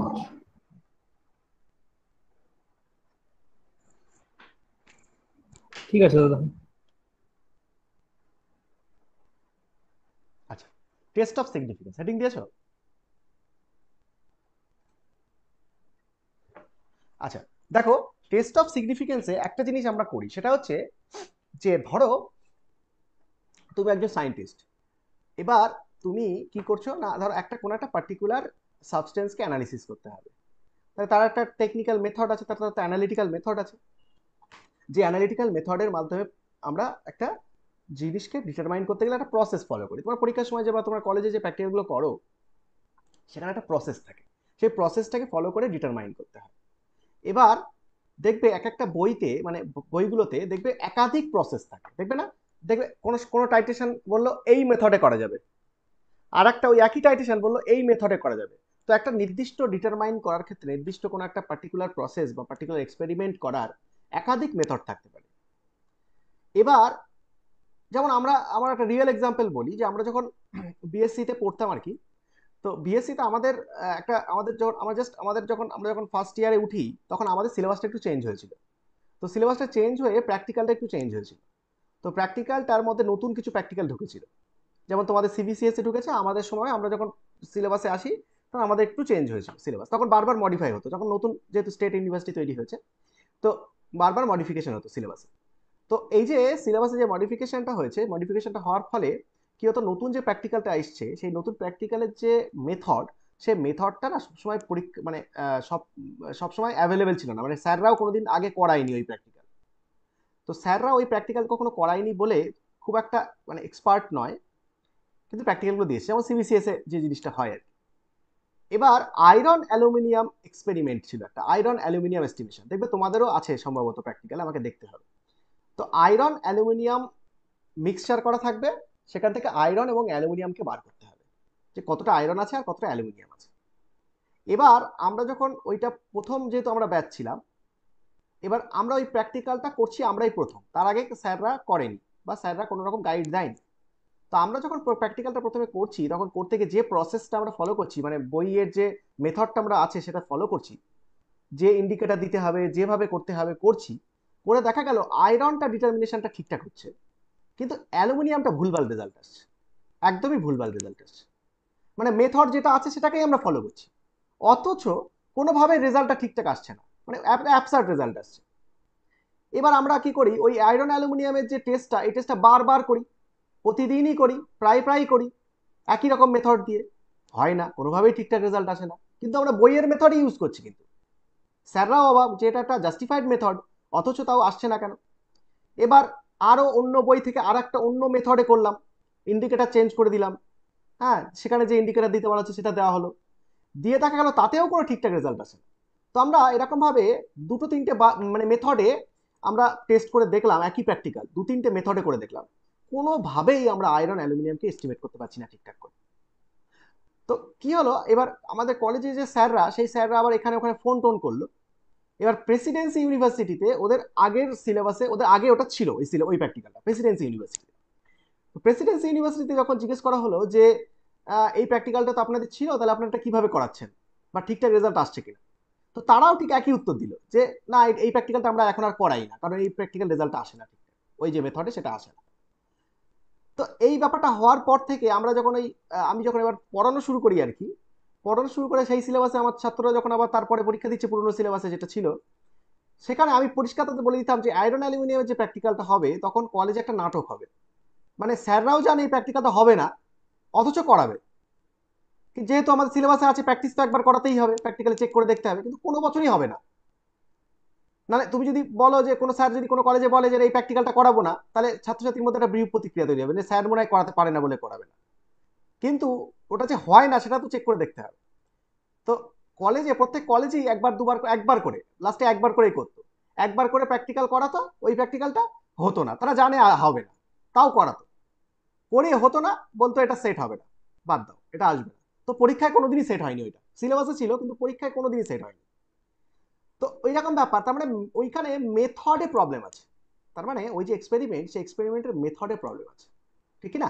তাই তো হবে নাকি? কারণ আমি তো সবই ঠিক করছি, কোনো কলেজই বের করতে পারছে না, তাহলে মেথড, যে মেথডটাকে আমরা ফলো করছি সেই মেথডে প্রবলেম আছে।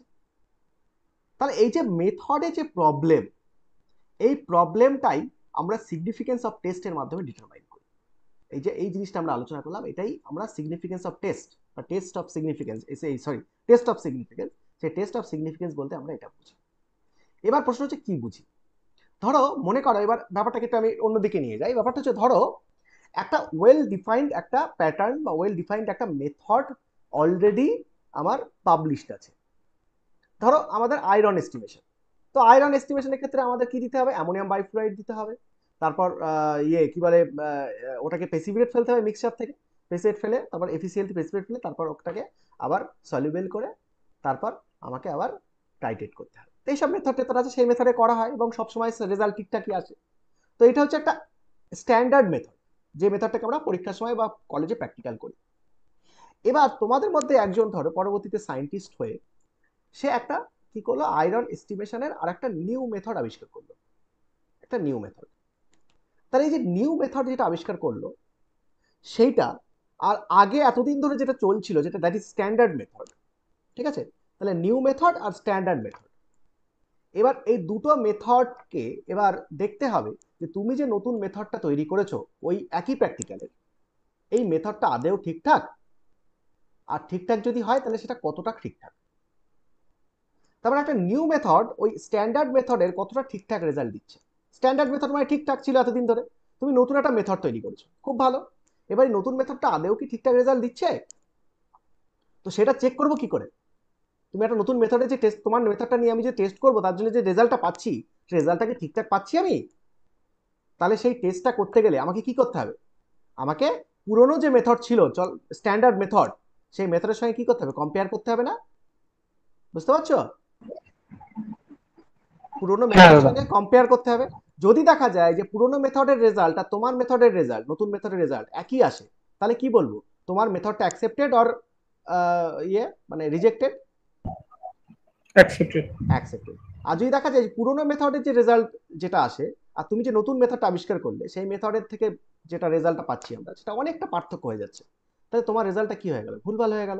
তাহলে তোমার যে মেথডটা সেটা হচ্ছে অ্যাকসেপ্টেড নয়, সে মেথডটা রিজেক্ট করতে হবে, তা আবার ওটাকে আর কোনো কাজে লাগানো যাবে না। তাহলে কোনো একটা নতুন মেথড সে আদেও অ্যাকসেপ্টেড হবে কি হবে না সেটা আমরা টেস্ট অফ সিগনিফিকেন্সের মাধ্যমে বার করতে পারি। বুঝতে পারছো, সমস্যাটা বোঝা গেল?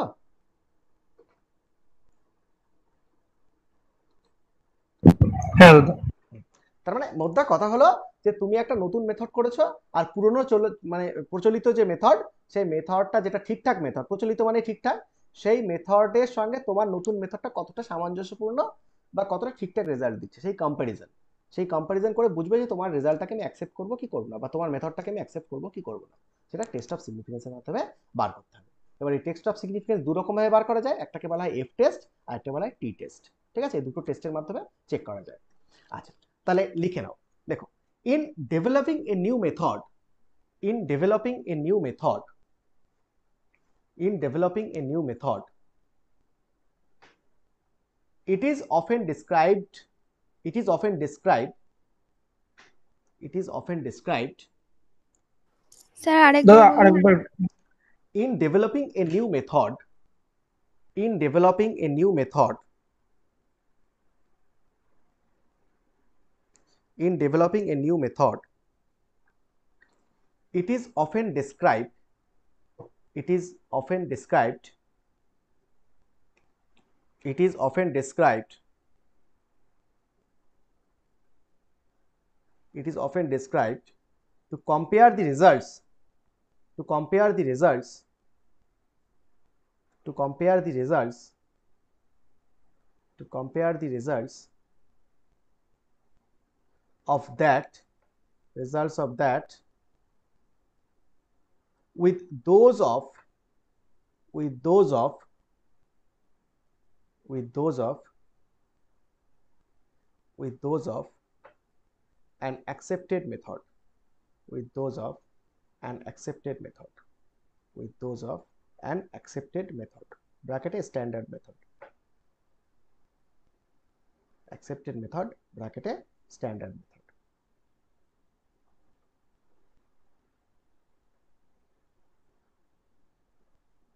ঠিক আছে, লিখেছো? হ্যাঁ দাদা। আচ্ছা, এবার তাহলে কি আমরা এখান থেকে কি চেক করব, যে তোমার নতুন মেথডটা পুরনো স্ট্যান্ডার্ড মেথডের থেকে কতটা পার্থক্য তৈরি হচ্ছে।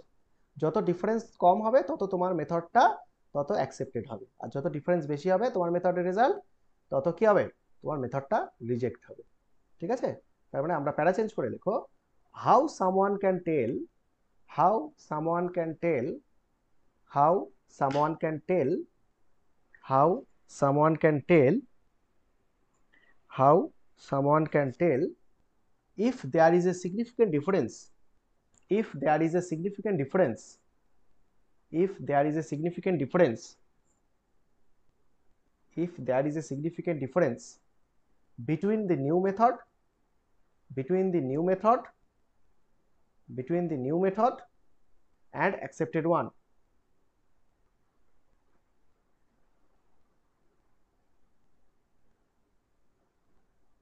between the new method and accepted one, accepted one লিখেছো, new method and accepted one লিখেছো? হ্যাঁ দাদা। আচ্ছা, এবার আমরা এই যে সিগনিফিকেন্সটাকে আমরা দুটো ভাগে ভাগ করতে পারি, একটা হচ্ছে এফ টেস্ট আর একটা কিউ টেস্ট, এই এফ টেস্ট আর একটা টি টেস্ট। তো প্রথমে আমরা করব দি এফ টেস্ট। এফ টেস্টের মাধ্যমে আমরা এই সিগনিফিকেন্সটা দেখতে পারি যে কতটা অ্যাকুরেট, এই কতটা ঠিকঠাক রেজাল্ট। আচ্ছা, এই এফ টেস্ট বার করার ক্ষেত্রে আমাদের একটা জিনিস চেক করতে হয়, মনে আছে আমরা যখন ওই এরর অ্যানালাইসিস মানে এররের যে এগুলো ডেভিয়েশনের যে এগুলো মানে ডেটাগুলো বা ফর্মুলাগুলো লিখছিলাম, সেখানে স্ট্যান্ডার্ড ডেভিয়েশন ডিটারমাইন করার পরে, স্ট্যান্ডার্ড ডেভিয়েশনের ফর্মুলা লেখার পরে আমরা ভ্যারিয়েন্স বলে একটা ফর্মুলা লিখেছিলাম। ভ্যারিয়েন্স, হ্যাঁ দাদা। ভ্যারিয়েন্সের ফর্মুলা কি ছিল? ভ্যারিয়েন্স ইকুয়াল টু কি বলেছিলাম? S square. S square. S square. তার মানে স্ট্যান্ডার্ড ডেভিয়েশনকে স্কোয়ার যদি করি আমি, তাহলে আমার ভ্যারিয়েন্স পাওয়া যায়। ঠিক আছে, তো এই ভ্যারিয়েন্সটা এখানে লাগবে, এই ক্যালকুলেশনের ক্ষেত্রে ভ্যারিয়েন্সটা এখানে আমার লাগবে। কি করতে হবে? এফ টেস্ট হচ্ছে, এফ টেস্টে করা হয়, D F test is used to determine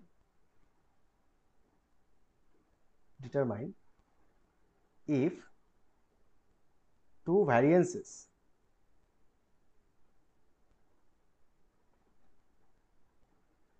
are statistically different.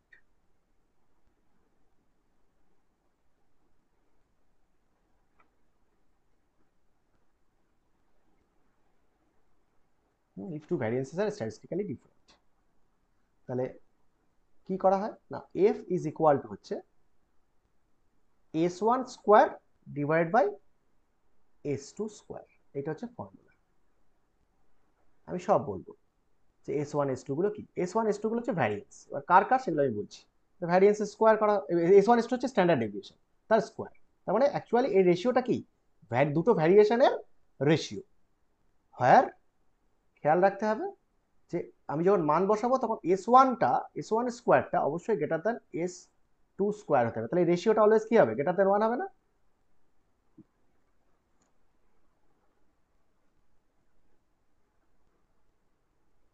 ঠিক আছে,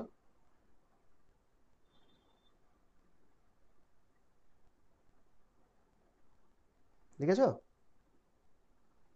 হ্যাঁ দাদা। আচ্ছা, এবার দেখো আমি কয়েকটা কথাই লিখে নিই, হ্যাঁ, তারপর আমি ব্যাপারটাকে অঙ্কের মাধ্যমে বোঝাবো। আচ্ছা, লেখো, if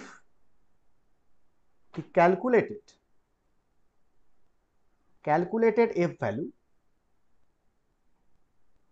value exceeds the sir একবার একটু বলো। এই তো লিখছি দেখো, tabulated f value, then there is a significant difference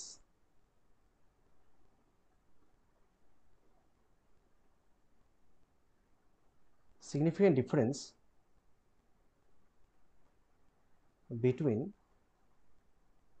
the variances of two methods. ঠিক আছে, এটা লিখে নাও, তারপর আমি ব্যাপারটাকে বলছি।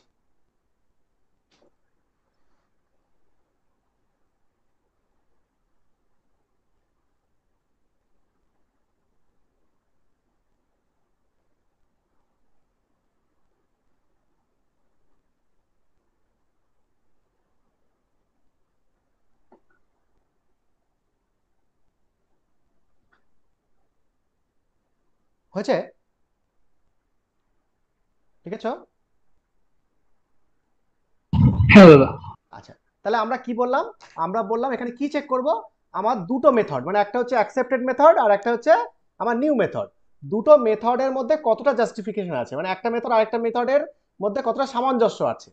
যতটা সামঞ্জস্য হবে তাহলে তত কি হবে, অ্যাকসেপ্টেড হবে। তাহলে আমরা দুটো মেথডের মধ্যে সিগনিফিকেন্স চেক করব যে তাদের মধ্যে কতটা ডিফারেন্স আছে, ডিফারেন্স যত কম তত ভালো। তাহলে আমরা এফ টেস্টের মাধ্যমে এটা করতে পারি। তো আমরা এটা একটা অঙ্ক করি, তাহলে ব্যাপারটা একদম ক্লিয়ার হয়ে যাবে। আচ্ছা, ফর্মুলাটা আমাদের কাছে আছে, জাস্ট অঙ্কটা করলেই আমাদের হয়ে যাবে। ধরো অঙ্কটা এখানে খুব ছোট হবে কিন্তু কোশ্চেনটা খুব বড় হবে, কোশ্চেনটা বড় হবে কিন্তু সলিউশনটা একদম ছোট হবে। দেখো, the standard deviation for one set of 4 determination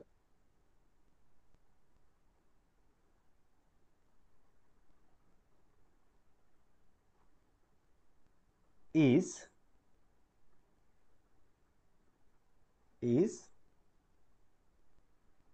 S1 equal to 0.12 by first method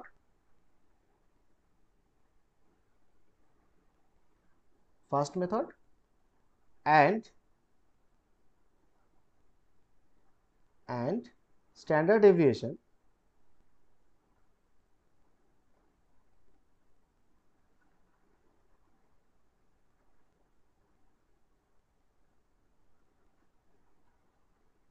for 5 determinations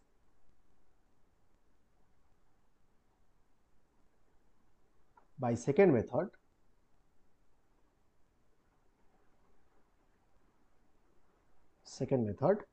is S2 is equal to 0.10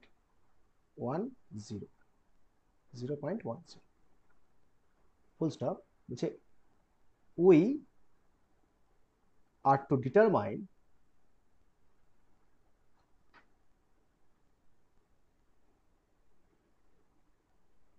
determine whether there is any difference, any significant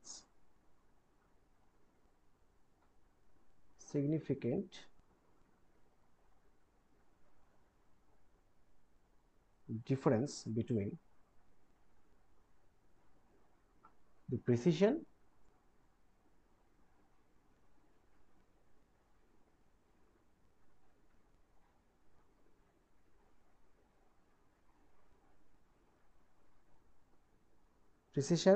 of these two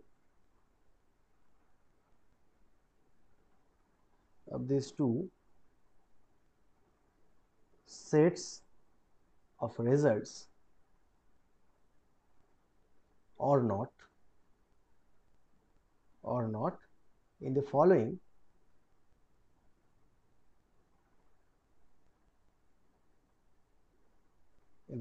way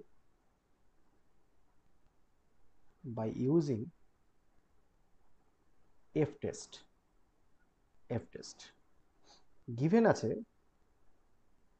F value যেটা experimental F value সেটা given আছে, সেটা হচ্ছে 6.59 at 95% confidence limit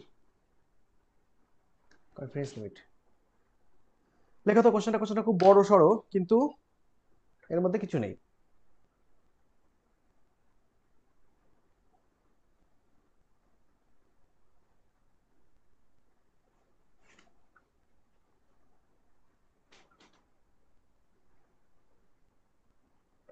লিখেছো?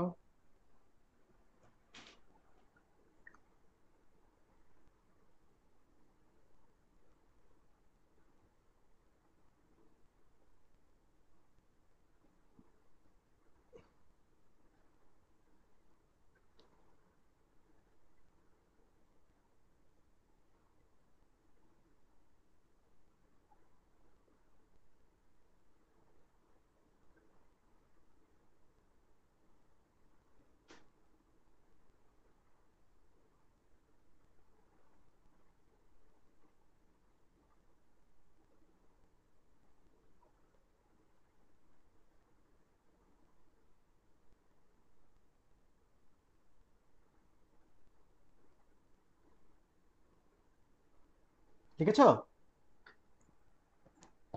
হ্যাঁ দাদা। আচ্ছা দেখো, হ্যাঁ তাহলে এখানে দেখো কি কি করতে হবে আমাকে। বলছে দুটো মেথড, একটা হচ্ছে মেথড 1, সেখানে 4 বার ডিটারমাইন করা হয়েছে, তার S1 এসছে এটা বাই ফার্স্ট মেথড। আচ্ছা আরেকটা মেথডে সেখানে 5 বার ডিটারমাইন করা হয়েছে, S2 এসছে এটা, এই যে 0.10, এটা সেকেন্ড মেথড। আচ্ছা এবার দুটো মেথডের মধ্যে কম্পেয়ার করতে হবে, তাহলে কি করতে হবে আমাদের? এফ টেস্ট করতে হবে। তো এফ আমরা কি করে বার করব? দেখো হেয়ার S1 বলে দিয়েছে কত, 0.12, আর S2 বলেছে 0.10। কে বড়?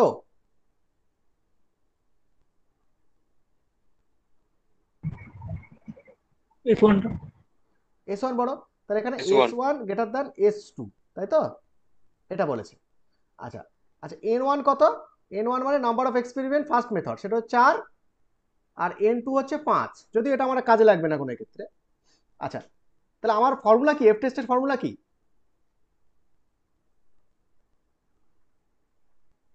তাহলে কোনটা বড়টাকে উপরে রাখবো না ছোটটাকে উপরে রাখবো? বড়টা S1 স্কয়ার বাই বড়টা। S2।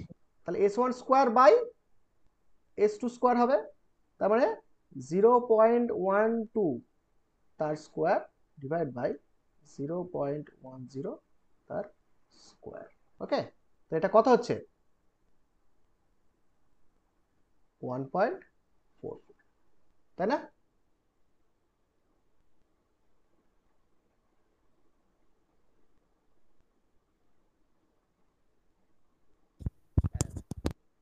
ঠিক আছে, তাহলে এটা হচ্ছে তোমার ক্যালকুলেটেড এফ ভ্যালু। আচ্ছা, ট্যাবুলেটেড এফ ভ্যালু কত বলেছে? যেটা যেটা টেবিল থেকে দেয়, ট্যাবুলেটেড এফ ভ্যালু 6.5 এই যে 6.59, এটা ট্যাবুলেটেড। তাহলে আমাকে কি বলেছে দেখো, আগে আমরা লিখেছি একটা জিনিস, এটা তোমরা ক্যালকুলেট করে এটা পেলে। এবার ট্যাবুলেট বলছে if the calculated F value, if the calculated f value exceeds the tabulated f value, then there is a significant difference between the variance of these two methods. তাহলে আমরা এখান থেকে কি বলতে পারি, কনক্লুশন কি করব? দেখো আমার ক্যালকুলেটেড ভ্যালু কি ট্যাবুলেটেড ভ্যালুর উপরে চলে গেছে না নিচে আছে? কম আছে। নিচে আছে। নিচে আছে। তাহলে এদের মধ্যে কি ডিফারেন্স আছে সিগনিফিকেন্ট?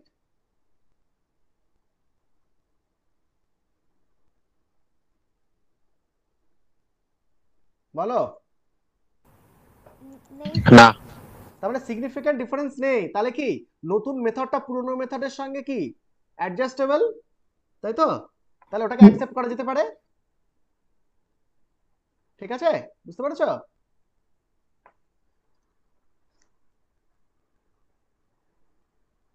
সিন্স 0.144, যেটা হচ্ছে কি আমাদের এফ ক্যালকুলেটেড, এটা লেস দেন 1.44।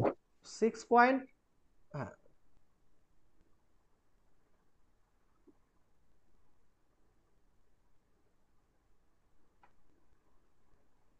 এটা লেস দেন 6.59, এটা কি, এটা আমার গিভেন আছে, তাহলে এটাকে বলা হবে এফ ট্যাবুলেটেড। তাহলে এফ ট্যাবুলেটেডটা কি হয়েছে, বড় হয়েছে। তাহলে যদি এফ ট্যাবুলেটেড ক্যালকুলেটর থেকে বড় হয়, তাহলে কখনো সেটাকে রিজেক্ট করা যাবে না, সেটাকে অ্যাকসেপ্ট করতে হবে। তাহলে the standard deviation for these two methods are not significantly different, are not significantly different, তবে দুটো মেথডের মধ্যে কোনো পার্থক্য নেই। ঠিক আছে, বুঝতে পারলে?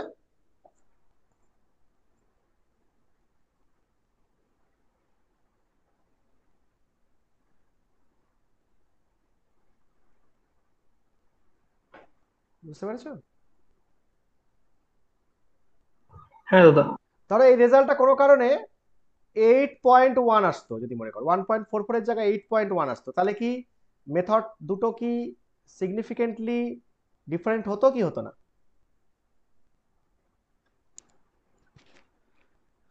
একে অপরের থেকে সিগনিফিকেন্টলি ডিফারেন্ট হতো কি হতো না যদি 8.1 ভ্যালু আসতো আমার এখানে?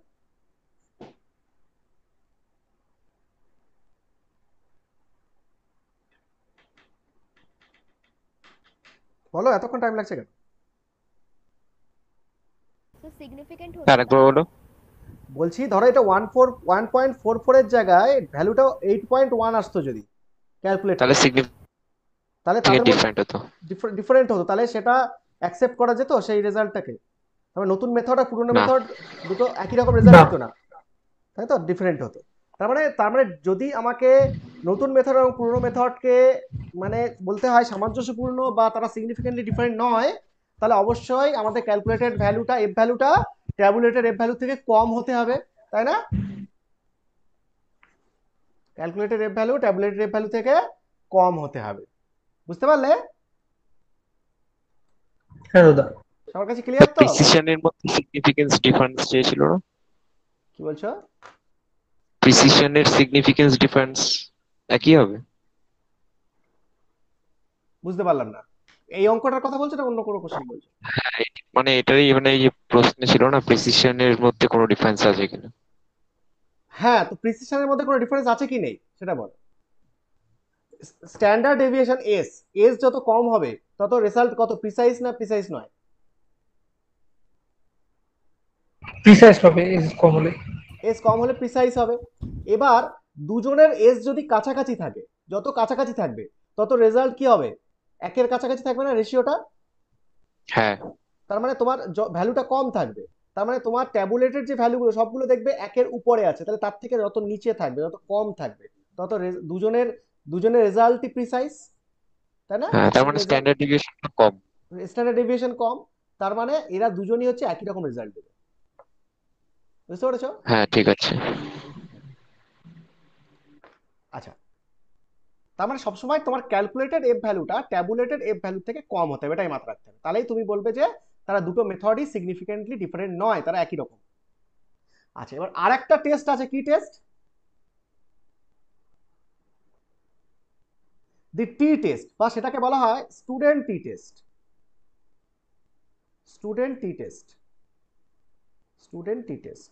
হ্যাঁ, এটা যে বিজ্ঞানী করেছিল সেই বিজ্ঞানী এটাকে স্টুডেন্ট টি টেস্ট নাম দিয়েছে, কেন দিয়েছে আমি জানি না, কারণ ওটাকে হয়তো স্টুডেন্টস এর উপর জাস্টিফিকেশন করে, নাম্বার অফ স্টুডেন্টস এর উপরে এই টেস্টটাকে টেস্ট করেছিল আর কি, তো তাই জন্য স্টুডেন্ট টি টেস্ট বলা হয় এটাকে। এই টিটাকে স্মল টি বলতে হবে, এটা small tea, small tea, small tea, student টি টেস্ট। আচ্ছা, তাহলে এটাও কি বলেছি আমরা? এটাও আমরা একই জিনিস বলেছি, যেখানে দুটো মেথড, একটা অ্যাকসেপ্টেড মেথড আর একটা টেস্ট মেথড বা নিউ মেথড। এই টেস্ট মেথড বা নিউ মেথডটা কতটা অ্যাকিউরেট হচ্ছে, মানে কতটা কাছাকাছি যাচ্ছে তোমার অ্যাকসেপ্টেড মেথডের থেকে, মানে আগের যে মানে লজিকটা বা কনসেপ্টটা একই, শুধু মেথড দুটো আলাদা। আমি টি টেস্টের মাধ্যমে ডিটারমাইন করতে পারি, আবার এফ টেস্টের মাধ্যমে ডিটারমাইন করতে পারি। তো আমরা এফ টেস্টের মাধ্যমে ডিটারমিনেশনটা শিখেছি, এবার আমরা টি টেস্টের মাধ্যমে ডিটারমিনেশনটা শিখবো। তো প্রথমে একটু লিখে নাও, যে অনেক সময় একবার একবার ক্যালকাটাতে কোশ্চেন দিয়েছে যে টি টেস্ট কি, তো সেটা জাস্ট ডেফিনেশন লেখো, একই হবে সবকিছুই। লেখো ইন দিস মেথড, লেখো in this method, in this method comparison is made, in this method comparison is made, comparison is made between two sets of replicate measurements, two sets of replicate measurements, the কম্পারিজনটাকে আবার একটু বলো। comparison is made between, comparison is made between, between two sets of, in this method comparison is made, comparison is made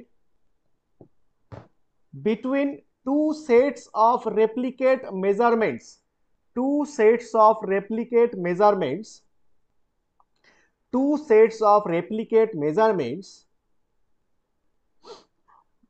made by two different methods, made by two different methods, two different methods, one of them will be, one of them will be test method, one of them will be test method, and other will be accepted method, other will be accepted method, other will be accepted method, full stop। প্যারা change করে লেখো a t value, প্যারা change করে লেখো a t value, a t value is calculated, is calculated and compared with, and compared with the tabulated value, tabulated value for given number of tests, and compared with a tabulated value for given number of tests. Given number of tests. ঠিক আছে, test বলে টি এর ইকুয়েশনটা লেখো, টি value যেটা বার করতে হবে সেটা হচ্ছে mod x bar minus x under root of n divide by S.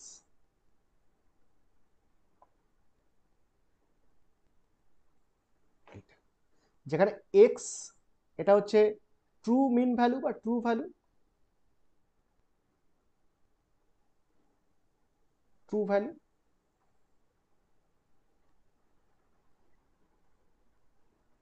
আচ্ছা এক্স বারটা হচ্ছে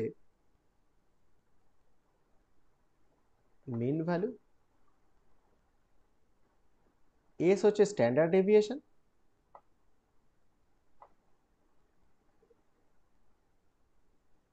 আর এন হচ্ছে এন ক্যাপিটাল এন, এখানে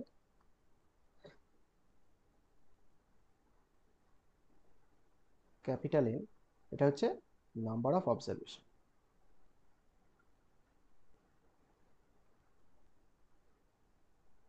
number of observation, okay, number of observation লেখার পরে বলছে যে আগের মতোই যদি টি ক্যালকুলেটেড এটা যদি এক্সিড করে যায় টি ট্যাবুলেটেড, তাহলে আমরা কি বলবো? তাহলে বলবো দেয়ার ইজ significant difference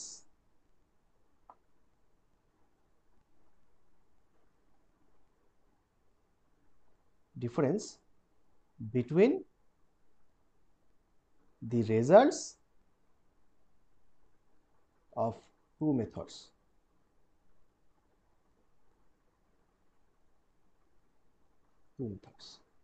আর যদি উল্টোটা হয় t calculated less than t tabulated,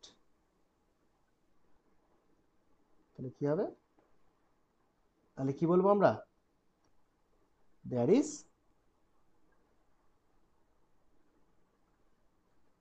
no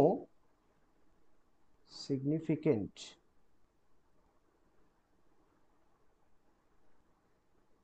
difference between the results of two methods.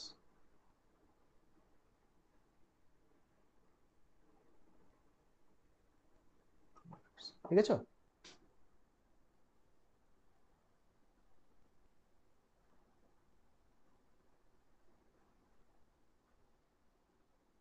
লিখেছো? হ্যাঁ দাদা। আচ্ছা তাহলে এই হচ্ছে ফর্মুলা, জাস্ট এখানে ফর্মুলার অঙ্ক, কিচ্ছু নেই, ফর্মুলাগুলো একটু কষ্ট করে মনে রাখতে হবে। আচ্ছা কিউ মানে কোশ্চেন আর কি, দেখো ইফ মিন of 12 determination, মানে 12টা অবজারভেশন আছে, 12 determinations, x বার বলছে 8.37 and the true value সেটা হচ্ছে x is equal to 7.91 and standard deviation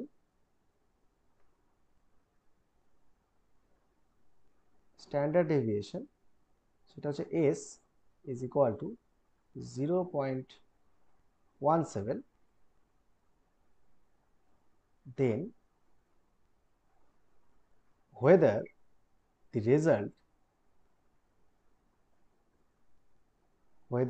the result is significant or not at 90% confidence level.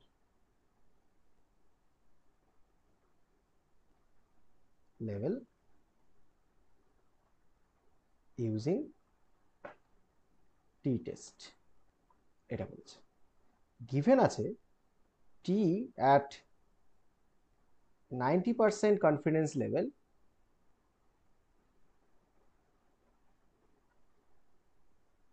is equal to 1.80 ঠিক আছে।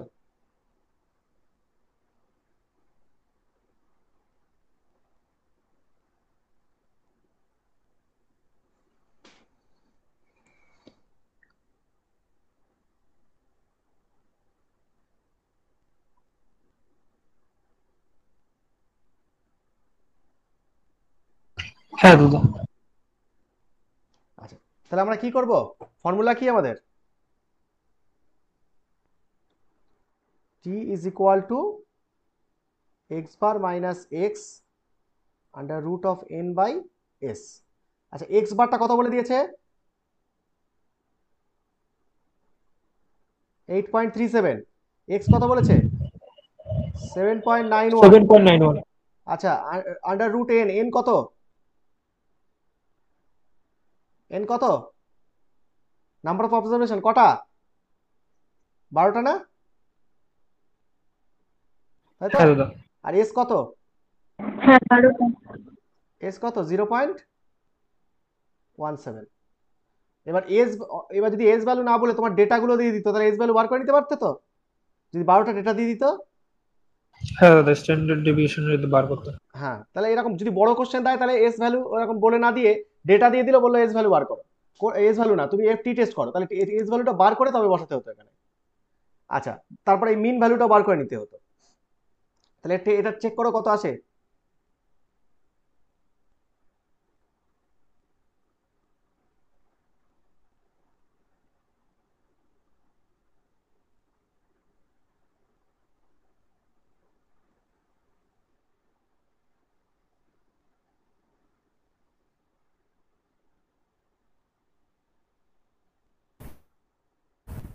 So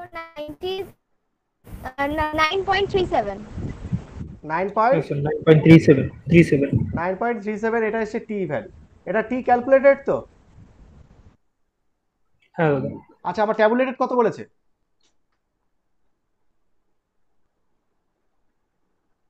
1.80।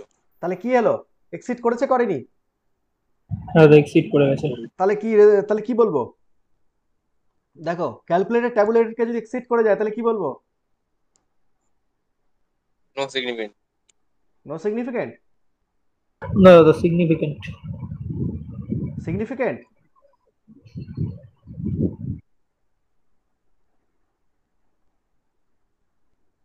Significant মানে কি? তার ডিফারেন্স নেই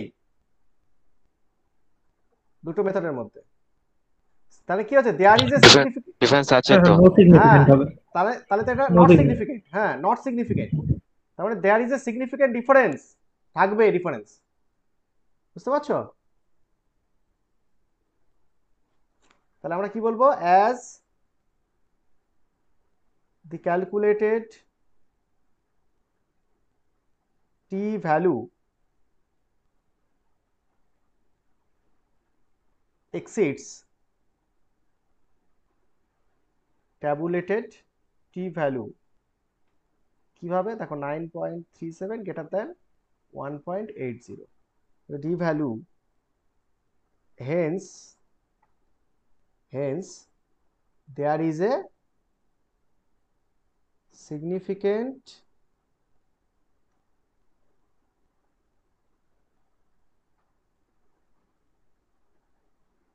difference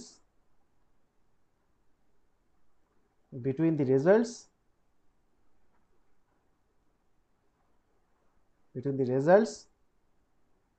of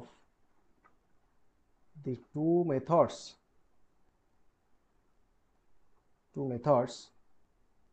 at 90% confidence level।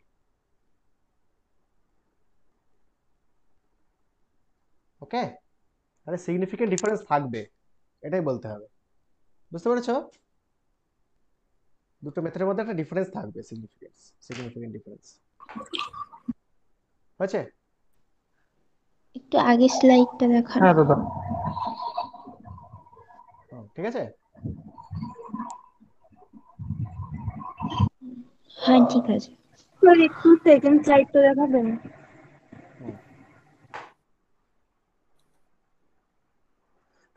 ঠিক আছে।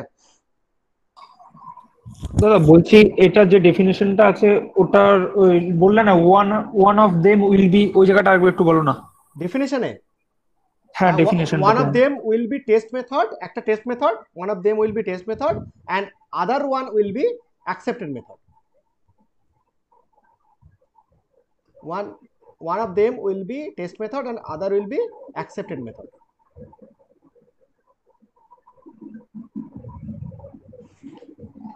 ঠিক আছে দাদা।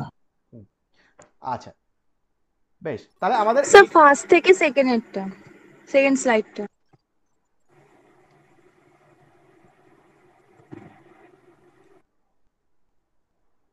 এটা এটা কি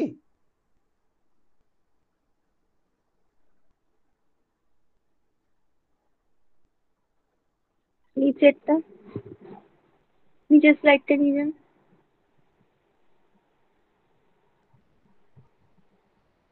হ্যাঁ ব্যাস ব্যাস ব্যাস ব্যাস। ঠিক আছে।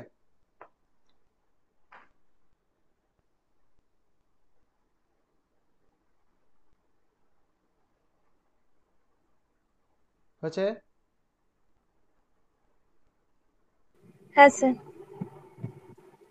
আচ্ছা তাহলে আমরা আজকে এফ টেস্ট এবং টি টেস্টটা জানলাম, that is test of significance, দুটো মেথডের মধ্যে কম্প্যারিজন, তারা দুজনই সিগনিফিকেন্টলি ডিফারেন্ট অর নট, দুটো মেথড।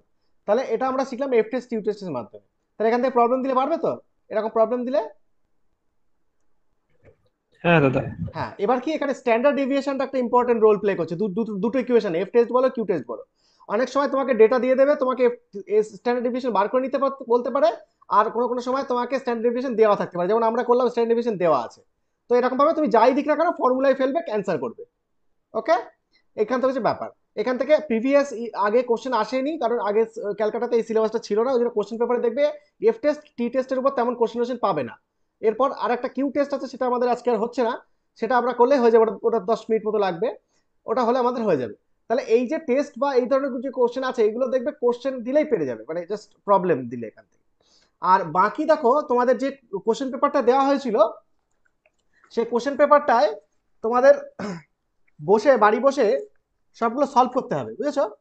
সেখানে দেখো থিওরিটিক্যাল কোশ্চেন বলতে অ্যাকুরেসি প্রিসিশন থেকে তো প্রচুরবার কোশ্চেনটা এসছে, অ্যাকুরেসি কি প্রিসিশন কি তাদের মধ্যে পার্থক্য কি, স্ট্যান্ডার্ড ডেভিয়েশন কি তাদের ম্যাথমেটিক্যাল এক্সপ্রেশন কি, তারপর স্ট্যান্ডার্ড ডেভিয়েশন বার করা, অ্যাবসলিউট এরর, রিলেটিভ এরর বার করা, হ্যাঁ সব এই ধরনের কোশ্চেনই বার করছে দিচ্ছে।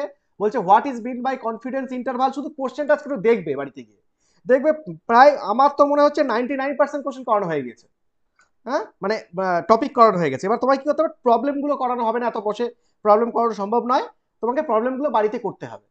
ঠিক আছে, তো বাড়িতে করতে হবে, অঙ্কগুলো করে তোমাকে রেজাল্টগুলো বার করতে হবে। ঠিক আছে, তুমি একটু চেক করবে আজকেই যে কোশ্চেনগুলো সব দেখবে যে সবগুলো পারা যাবে কিনা। এবার প্রবলেমগুলো একটা খাতায় এরপরেই লেখা শুরু করে দেবে। শুধু কিউ টেস্ট আমাদের বাকি থাকছে, এক পাতা ছেড়ে দিয়ে অঙ্কটা করা সব প্রবলেম সলভ করা শুরু করবে। ওকে, মনে থাকবে? হ্যাঁ দাদা। ঠিক আছে, আমি পুজোর ছুটির পরে কিন্তু সাবমিট চাইবো পুরোটার, এই 32টা কোশ্চেনের। ওকে, তাহলে আজকে পর্যন্ত থাকবে। ঠিক আছে দাদা। আজকে পর্যন্ত থাকবে। ওকে, গুড নাইট।